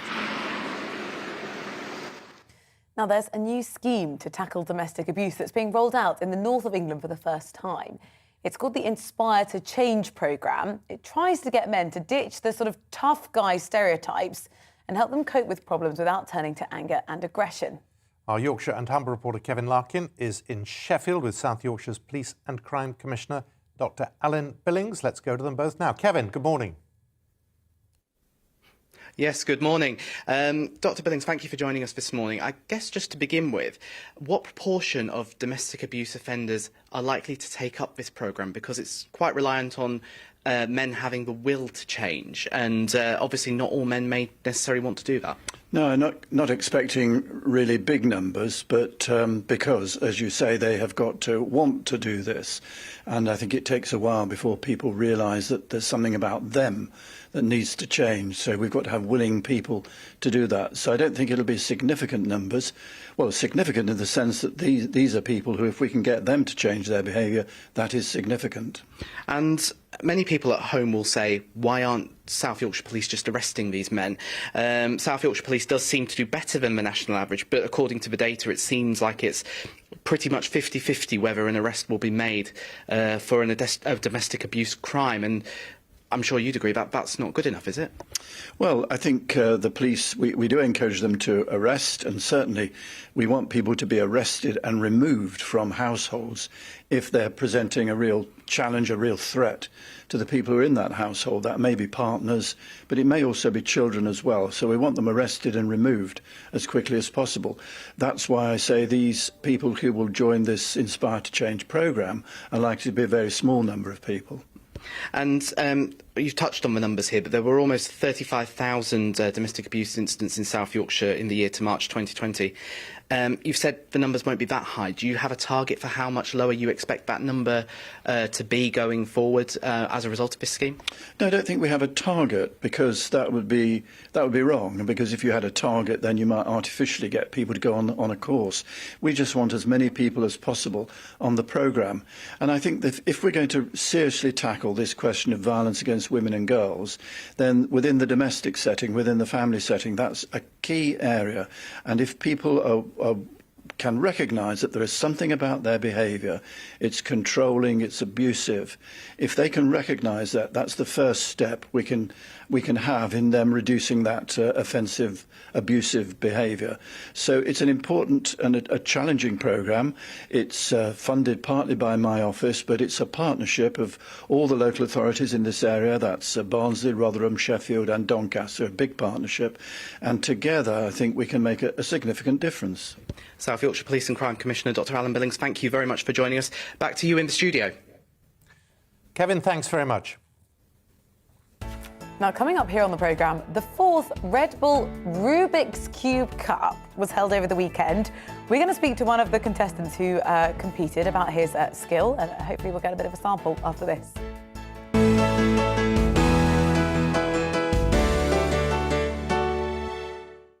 You're watching GB News live across the UK and the world on our digital stream. GB News is Britain's news channel. We are the UK's home of discussion and debate from all perspectives. We are here for you. Don't forget to join our YouTube community by clicking on that subscribe button. And if you want the GB News app, you can click and catch up on programmes anytime. We love to hear from you, so email us. gbviews@gbnews.uk. Thanks for being part of the GB News family. My name is Andrew Doyle. Join me every Sunday evening at 7 p.m. for Free Speech Nation. This is a show where we address current affairs and news stories of the week with the help of two wonderful comedian panellists. I brought in comics because I want to give it a lighter edge, and also they work for less. See you there.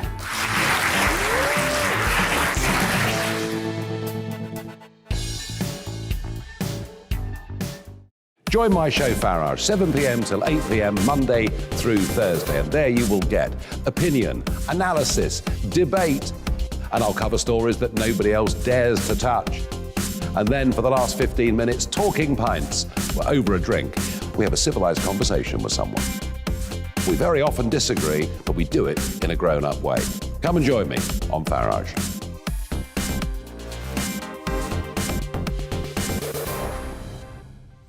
I'm Colin Brazier. I've reported from more than 70 countries around the world, covered wars from Afghanistan to Iraq, from Lebanon to the Balkans. I'm trying to bring that experience, that feel for events, to the studio. And something else, I'm ready to give an opinion. Today's stories with a spark. Brazier from 8 p.m. weekdays on GB News.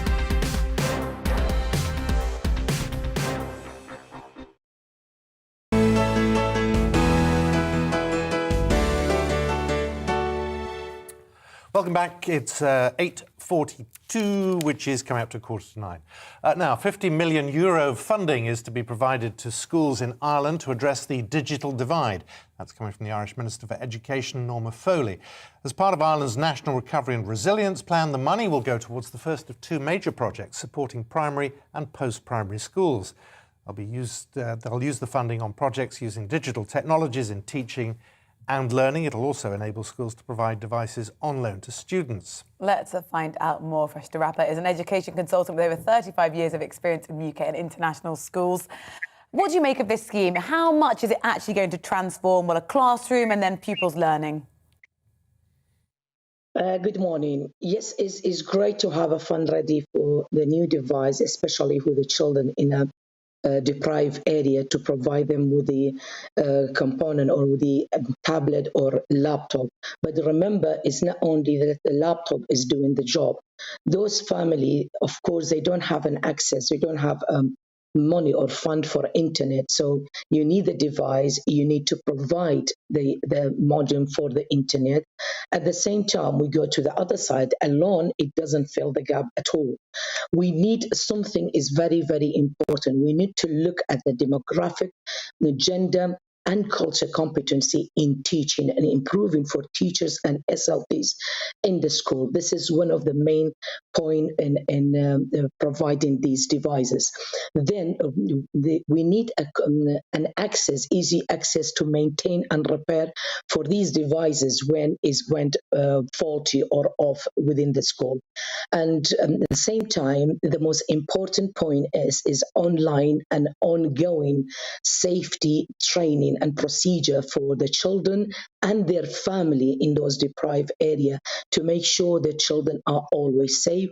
They don't use an internet on other social medias to put them in risk, put the family in risk, and still they are falling behind in education. One of the point is very crucial for the school, for education secretary to really recognize and pinpoint is most of the deprived area, most of the children falling behind from a different nationality, or they are foreign children, or the English is not a first language, so do their family. There is no bond between those family and schools directly, or ongoing support is not there. For example, a lack of languages between those schools and between the family, lack of strategic planning, how they support.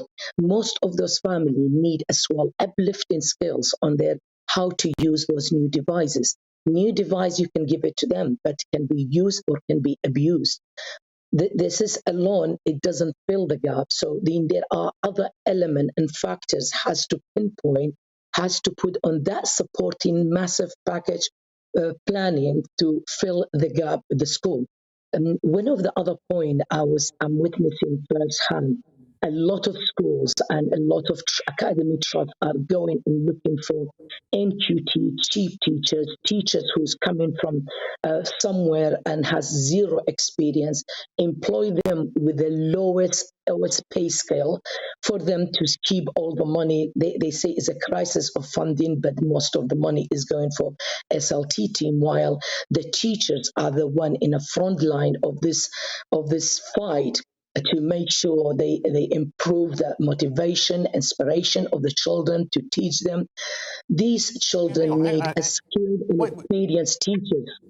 Well, the thing is, I mean, there's a parental role here as well, particularly when it comes to speaking English. But also, one of the few positives to come out of the pandemic is that levelling up of the digital divide was very much at the fore, where children had to have technology because it was the only way they were going to learn. So after a year of that, most children, I say most, do have access to that sort of technology.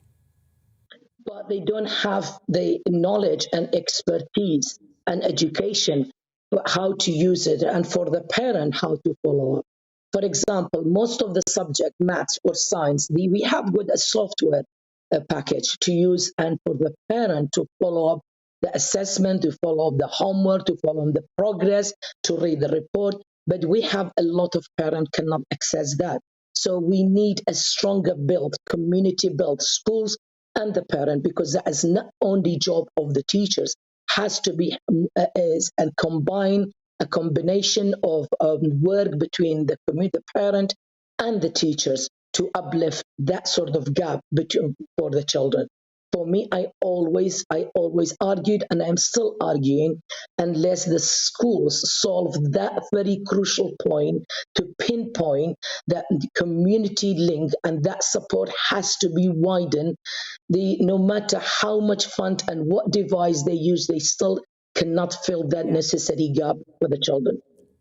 Okay, Fresh Draper, it's good of you to join us this morning. Thank you very much for your time. It's coming up to 10 minutes to 9. The fourth Red Bull Rubik's Cube World Cup took place over the weekend. 19-year-old Chris Mills, who represents Great Britain, reached the final of the Re-Scramble event. Sadly was unable to replicate his success of last year, lost 3-1 to American Tommy Cherry. The Re-Scramble gives competitors a solved cube, asks them to match the pattern on a randomly scrambled one. Oh, you're kidding. Yeah. Oh. Well, Chris Mills, fresh from competition, joins us now. Chris, how are you feeling after that final? Well, I went into it hoping to get around third or second. Obviously, it would have been great to get first place, but I'd been seeing a lot of Tommy Cherry over the last few months, and I knew he was going to be a really tough competitor. So I was honestly pretty happy to get even one solve against him. But yeah, I was really happy to make it to the top two. The Re-Scramble sounds absolutely awful. So how long do you have? Just talk us through how it works. You get given one and you've got to replicate it. How long does that take? Yeah, so you'll be given this year, since it was online, we were given an image of a scrambled cube. So the timer starts and then we're shown the image, and then we'll have a cube next to us, which is also connected to an app via Bluetooth. And then it usually takes, for me at least, it takes around 19-20 seconds to do it. Meanwhile, Tommy Cherry was doing it around 17 seconds on average. 19 to 20 seconds? I mean, that's crazy. What? I'm sorry, I'm absolutely speechless. But you could solve one for us now, couldn't you? I know you've got one there. Yeah. Rather than we can't give you one to let me just mix it up a little bit. I'll close my eyes, so I'm just mixing it up as much as I can. Right, does this look good? That's great. Right. Ready, 3, 2, 1, go.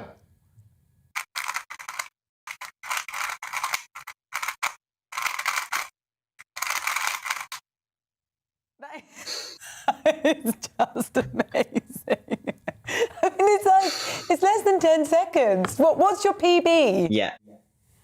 So my personal best at home is 3.77 seconds, and in a competition, I have 5.0 seconds. Oh. Are you any fun at parties? Do you talk to people, or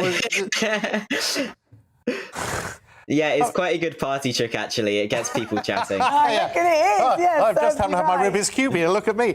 No, but I mean, is that something from the first time you ever had one that you felt you had a talent for it, or have you just taught yourself?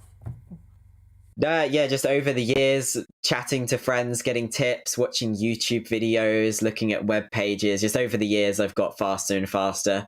Obviously, I wasn't very good at the start. It took me a few days to learn anyway.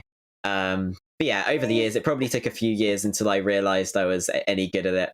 Can you just do that again? Just muck it up again. I keep going.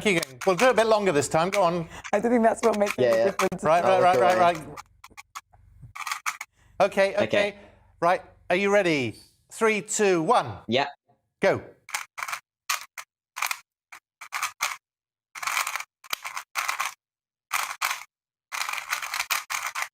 That's it. It's amazing. It is really...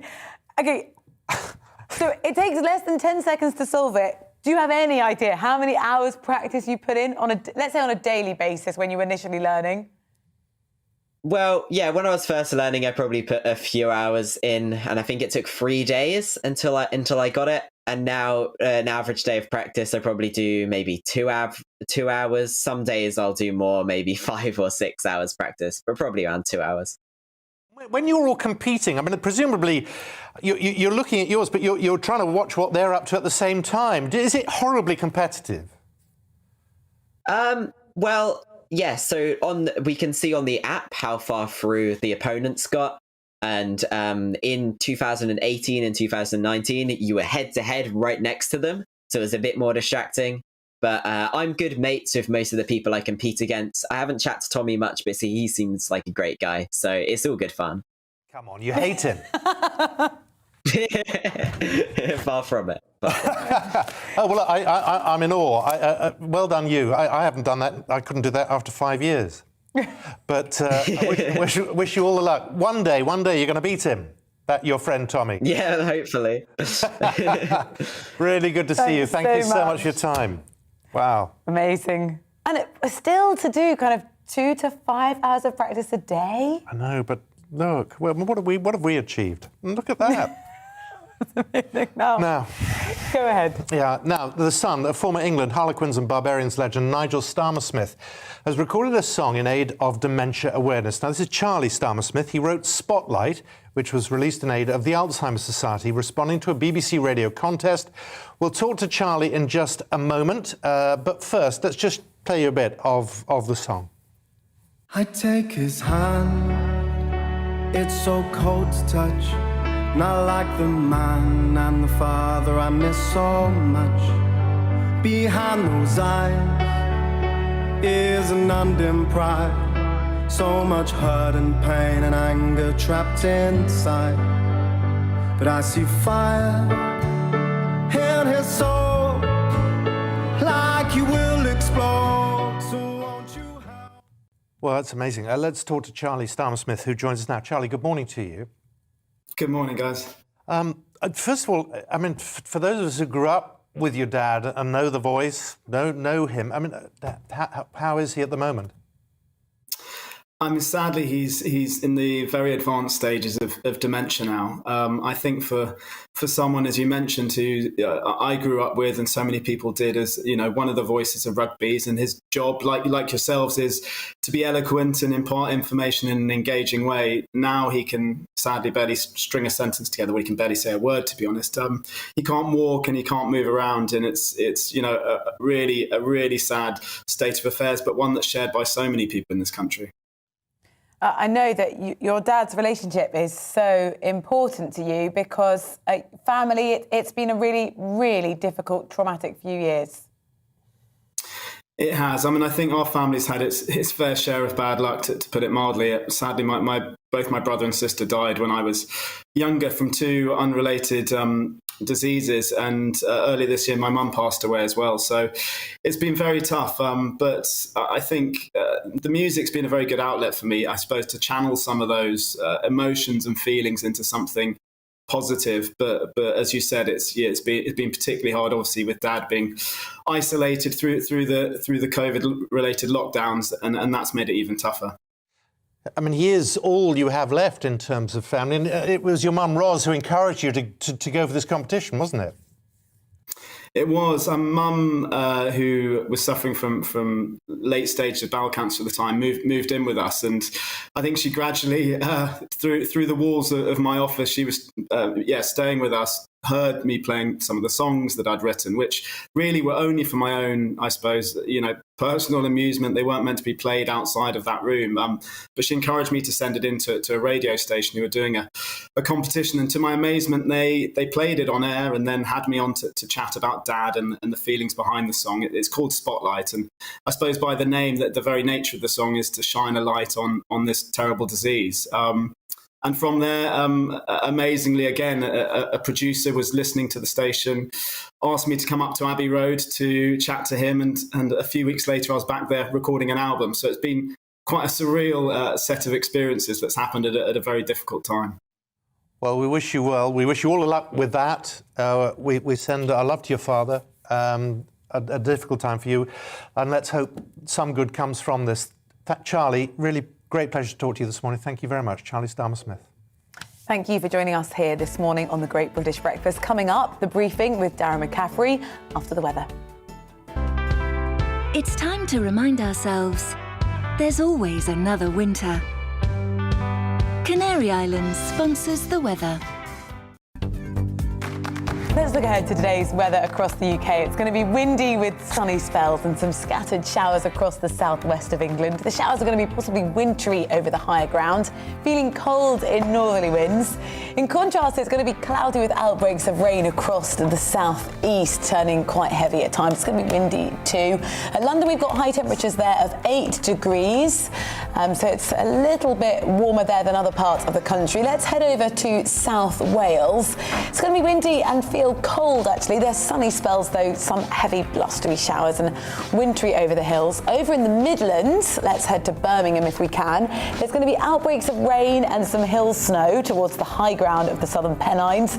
This will clear eastwards with blustery showers following after. It's windy and feeling cold. The northeast is going to have outbreaks of rain and hill snow, quickly clearing with drier and brighter conditions then following. The odd shower then possible. These are possibly turning quite wintry over the hills.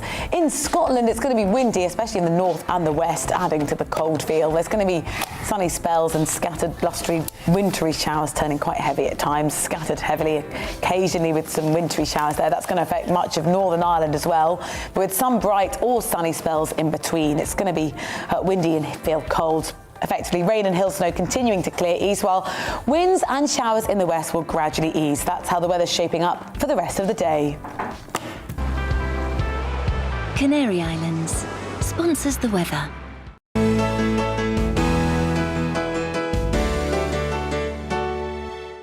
You're watching GB News live across the UK and the world on our digital stream. GB News is Britain's news channel. We are the UK's home of discussion and debate from all perspectives.